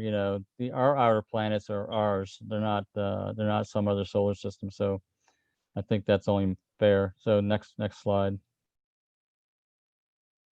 I think it would be advantageous for us to provide a new exoplanet section for ALPO members because there's probably desire out there to learn how to do this. And to provide observations to the ALPO. And there's a lot of observers already in the ALPO, especially the minor planet section that already know how to do this work. It'd just be a small incremental amount of training to get them to be able to do exoplanet work.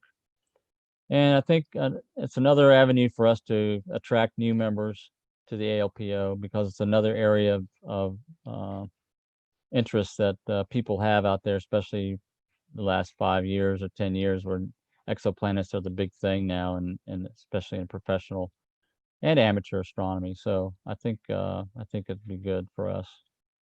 I'd like to have a discussion about that. Here's some contact information for me. I do have an alpoastronomy.org email address. It's jerry.hubble. You can visit the MSRO Science and look at our observatory information and what we do there at msroscience.org. And then I also have a link to the explorerscientificusa.com. So if there's any questions, I'd be pleased to answer them. Hi, Jerry. Yes. I wonder, would you recommend using any filters or to work on Pacific wavelength to get the accurate measurement? Yeah, there is a specific, so without the diffuser, if you want to use a defocus method to get a high precision measurement, typically for exoplanets, you use either a blue blocking type filter or a red filter is probably the best. The goal is to minimize the sky noise, the scintillation. So that's one way you can do it with a filter, but a lot of these exoplanets, you're looking for very tiny changes. So you typically do not want to filter heavily because it blocks the light and you have to take longer exposures and all the other things that are involved with that. So typically that's what the diffuser is really good at because it doesn't really block a whole lot of light. I imagine it transmits way over 95% of the light, but it still presents that profile to do a precision measurement. And the key thing with the diffuser is that it knocks out the shot noise. It brings the shot noise way down to where all you have left is the short-term and long-term scintillation, which is what I refer to it in my paper. I'll put a link in my paper in the chat here in a minute. But if you want more details on how it works, that's where you would go. When you mentioned blue blocker, the filter is yellowish. It's like a long band pass from. Right. I Yeah. think there's some companies that actually sell a specific. It's called the Exoplanet filter too. I've seen it called, but if you look it up, you'll find it's actually a blue blocking type filter. Okay. All right. Will you recommend any kind of CCD or even optic photometer, single channel? I mean, that's pretty accurate, right? To take. Yeah, most cameras today will do the work. It's definitely a monochrome camera, although I do exoplanet work with the one-shot color with bending it by 2 with a filter with the diffuser in front. That works fine. I've been able to prove that out. So I would say most any imaging camera that you have would work. It's more about the careful setup of your imaging and how you take your data. And then also the analysis part is a little bit of a learning curve to get over to do the modeling of the light curve. But after that, if you're careful taking your data, and there's been some discussion, I have to mention this. Typically, when you take data like this, you think you would need to have highly calibrated frames, image frames. But since we're doing differential measurements, it seems like there's been discussion about when you add calibration to that, it adds more noise than it takes away. So I haven't experimented a lot with that yet, but that's something that you may be able to get away with not even having to calibrate your images. Okay, thank you. Okay, before we go on to the next speaker, I would like to also remind everybody that Explore Scientific is a donor of one of the 2 door prizes. Besides their top line of scopes and eyepieces, Jerry tells me that they have a line called Silver Grade of other equipment, other eyepieces and things and scopes. So I urge all of our attendees and all of our viewers to consider both Explorer Scientific and Celestron for their next purchase. Okay, with that in Thanks, mind, Ken. you're very welcome. With that in mind, Kim Hay is presently the Sunspot Report Coordinator for the AAVSO and is acting Assistant Coordinator for the Association of Lunar and Planetary Observers. She is the author of the Solar Observing section in the Royal Astronomical Society of Canada Observer's Handbook, RASC Handbook, and one of the authors of Solar Sketching, a comprehensive guide to drawing the sun and as part of the Patrick Moore Practical Astronomy series of books. Kim has sketched the sun herself for over 20 years to observe its activity. She is currently the president of the RASC Kingston Center and a longtime member there. Welcome to the ALPO Solar Section. Kim gives a brief introduction to the work carried out by the ALPO Solar Section. I want to add also really briefly that prior to being an assistant coordinator in the ALPO Solar Section, she had been the Solar Section coordinator herself for some time before backing off to take care of some other things. So it's really welcome back, Kim. So without further ado, I introduce Kim Hay. Thank you, Ken.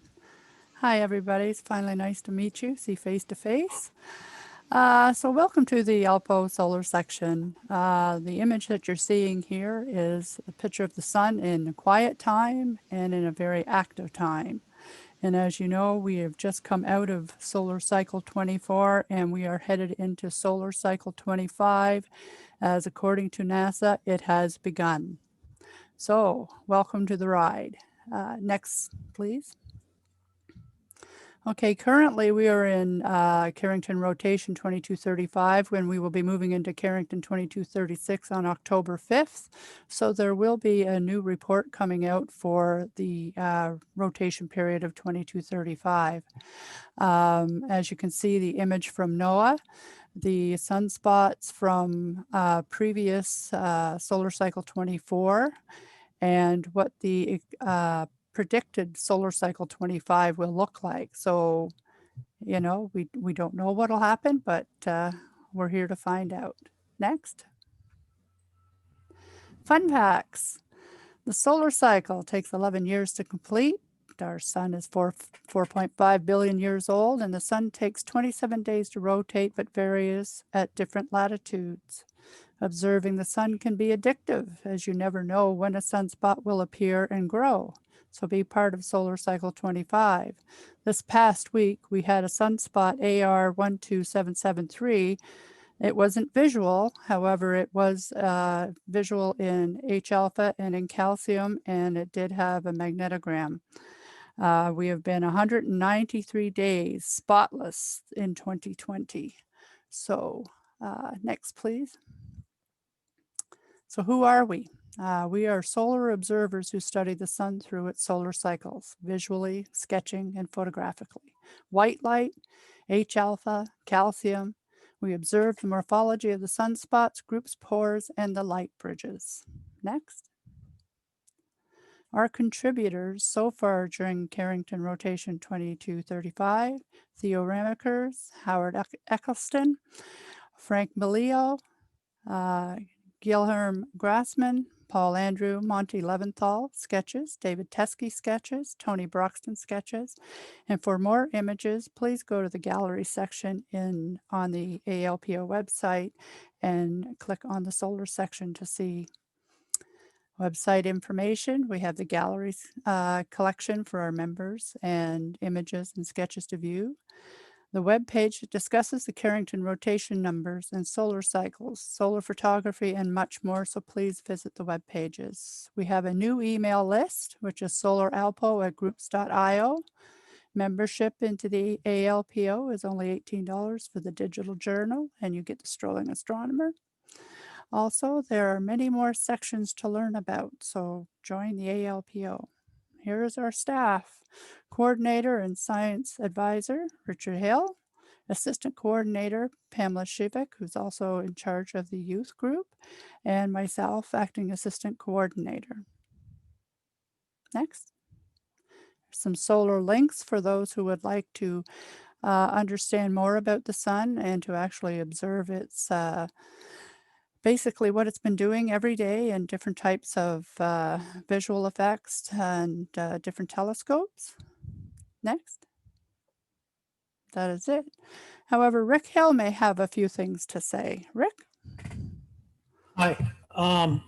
Yes, we are at solar minimum, give or take right now. But the only thing about that is you can only know if you've been in solar minimum when you look in the rearview mirror.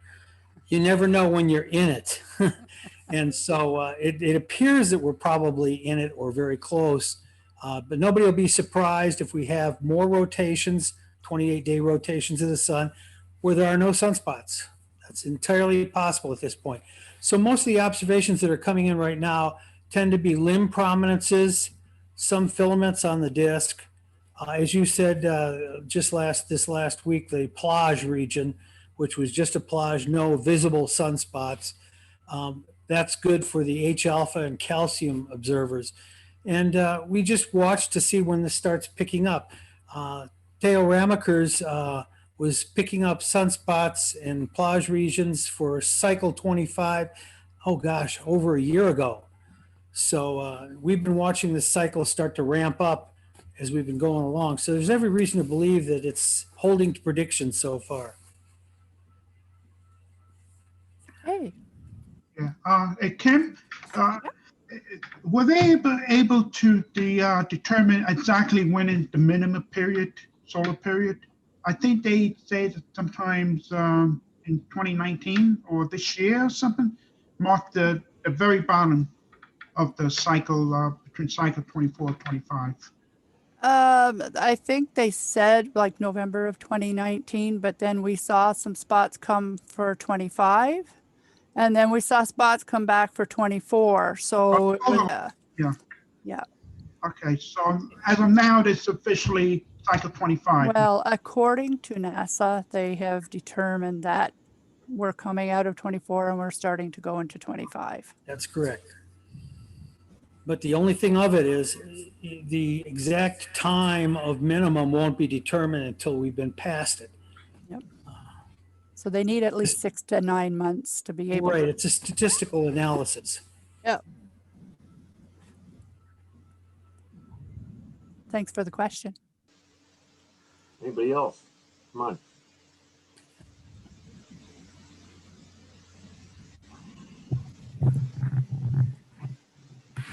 Rick does a great job, by the way. We always carry in every issue, and we plan to get back to it with the next issue of another Carrington rotation report. We didn't have one in the last issue or two because of some extenuating circumstances, but we're going to be right back on, with Rick's photos that he gets and his reports. So, everybody. Now that I have a new hip, I'm back in the saddle. Well, there's your extenuating circumstance. I didn't want to say that. I was just going to say, if I could, about the solar minimum. Determining the solar minimum is kind of like finding the highest spot in Nebraska, and that's the state that I'm from. You have to have a surveyor. Exactly. That takes some real analysis. That's why you need the statistics of a few months before you can actually. It's kind of like the COVID situation. We're going to know a lot about it here in 4 or 5 years. But then again, if you saw that one plot that Kim showed, you can be well off of what was the determined minimum and still experience a very low period. It can happen all over again. The sun is very fickle.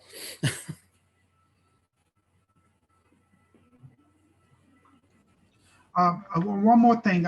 So they determined that the minimum period with the lowest in 100 years, the activity-wise, I mean, has been the lowest since 100 years. I mean, we never seen it so deep in a lifetime.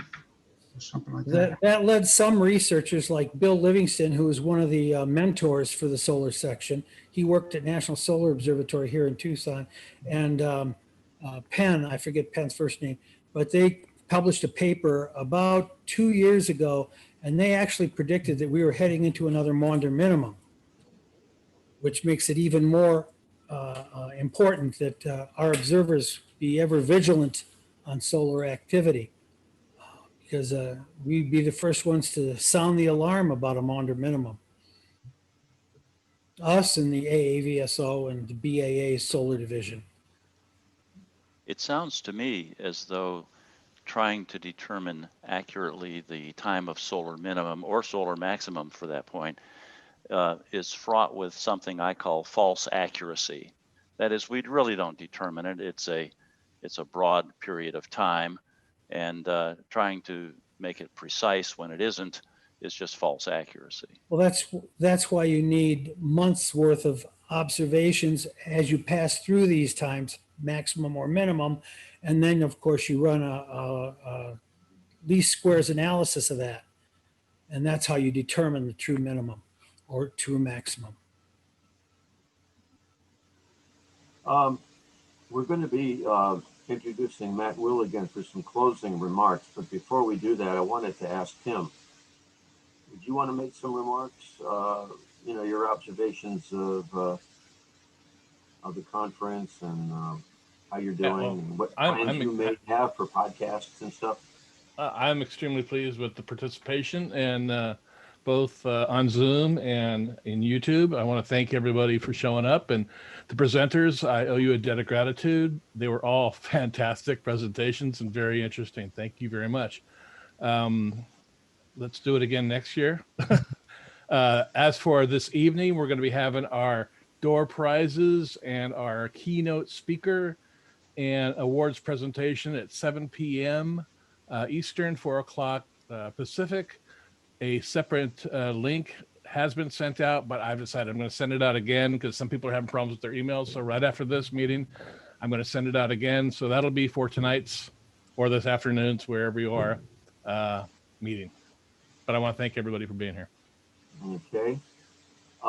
Lastly, before I introduce Matt, I had earlier mentioned the young lady, Dawn Jenkins, who was very helpful to me in the early mid-90s in observing the annular solar eclipse. Dawn, you're not in the ALPO right now, are you? No, she's muted. I'm sorry, I'm not in the right now, but I have decided I'm going to join. You know, when we have our break here, I'm going to put in the go into your website and put in my membership because okay. I used to be a member. I think years ago I was a member. I don't remember when, probably in the early 90s or late 80s. Okay. But yeah, it's really fascinating. I have a website that I run on astronomy, and what is it? It's Asteroid Stargate. I know it's kind of funny. It sounds a little like it's about astrology, but there's no astrology on there. I have the thing I do the most is I do a monthly almanac of what's up in the sky, but I also have a site on the near Earth asteroids. So all the talks have been just fascinating to me. So your site is Astro Stargaze. Astras. Say that again. It's ASTRAS and a dash, and Stargate is one word, .com. Okay. And I'll take Thank you very much, Dawn. suggestions or updates from anyone you want to email me. Thanks, Ken. We'll look for your email address on your website. Ken? Okay. Yeah. Before we get too far away from the sun here, Tim, did you get that plot I sent you? Yes, I did. You want me to call it up? Yes, please. Okay. It was mentioned about the solar eclipse in 2024, and I wanted to point something out to those who are into solar eclipses as soon as it comes up here. It's going to go from my hometown. This is you can see the solar eclipse for 2024. I don't know if you can see my cursor or not. No. Okay. You can see the eclipse for 2024. There's also one for 2023 that's an annular eclipse, and you'll notice that they cross in a little town, a town of a population of about 20, just west of San Antonio, Texas. And for those who are interested, I plan to be at the same point for both eclipses. And I'm not going to stay there for the whole year, or actually it's 6 months between the two eclipses. But the 2023 one is in October, and the 2024 one is in April. And it should be very interesting to observe both these eclipses different Soroses, but they'll be available at the same spot. That's all I had. Thank you. Does People want anybody that- else have a comment before I get to introduce Matt for his closer? People want the copy of that plot, just email me. Okay. By the way, after the conference, I'll be getting from Tim all of the files, all of the PowerPoint files as PDFs, and we will put together a monograph, is what we call them, and post that on the ALPO website. So that'll be available to all of you. And again, I urge anybody who's considering a purchase, considering that in these tight times, Celestron and Explorer Scientific have come through. And those of you who are on YouTube or even here who are not members, we urge you to join. So, Matt, you got, if you can fill it, you got 20 minutes. If not, that's okay. But what would you like to say, if anything?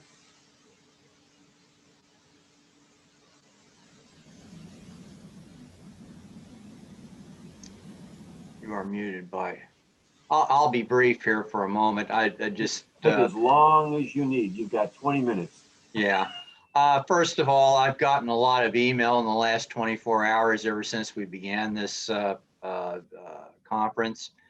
And I will get around to answering everybody's email, and that'll include those that have requested either a copy of the journal or have actually put in for a membership. I want to thank everyone. I think we've been more successful at getting members in this virtual conference than we ever had appearing in person at the personal conferences that we had up until this year.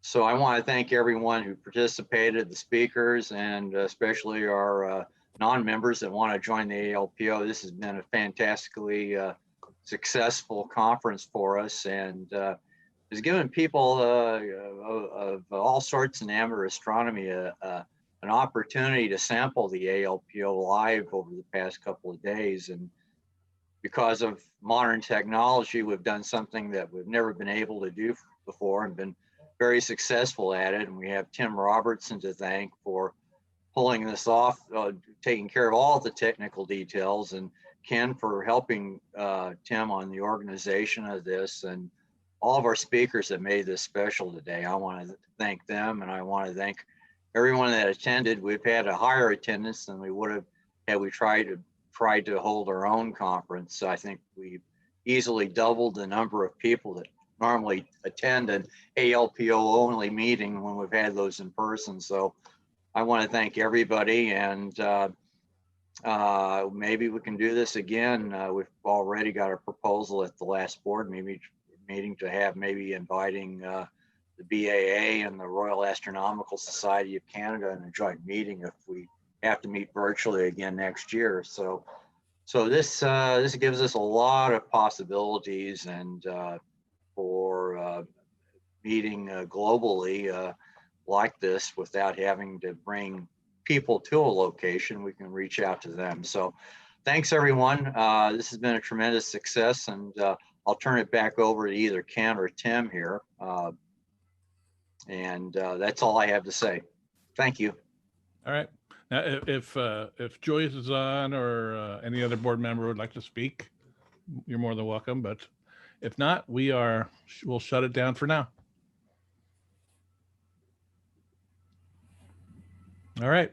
Well, The door prizes are later on tonight. the door prizes, yeah, the way we're going to do it, we're going to do the awards presentation. Then our keynote speaker from Vera will be speaking, and then the door prizes. So you got to stick around to the end. And I've printed out everybody's email address, and these are all going to go into a hat, and we'll pull it out to see who wins the two major door prizes. So I want to thank Explorer Scientific and Celestron again for those. You need a random number generator for the door prize, pulling it out. And I'll cut them all up and put them in a bowl. Did you? No. Hey, I'm old school here. I'm an analog kind of guy. Don't be old school. Anyway, okay. All right. Well, we'll see everyone tonight then. All right. I won't be there, so See you don't later. worry about it. We back All right, 7 Phil. o'clock? 7 o'clock again, is that it? Later. Thanks. That went well.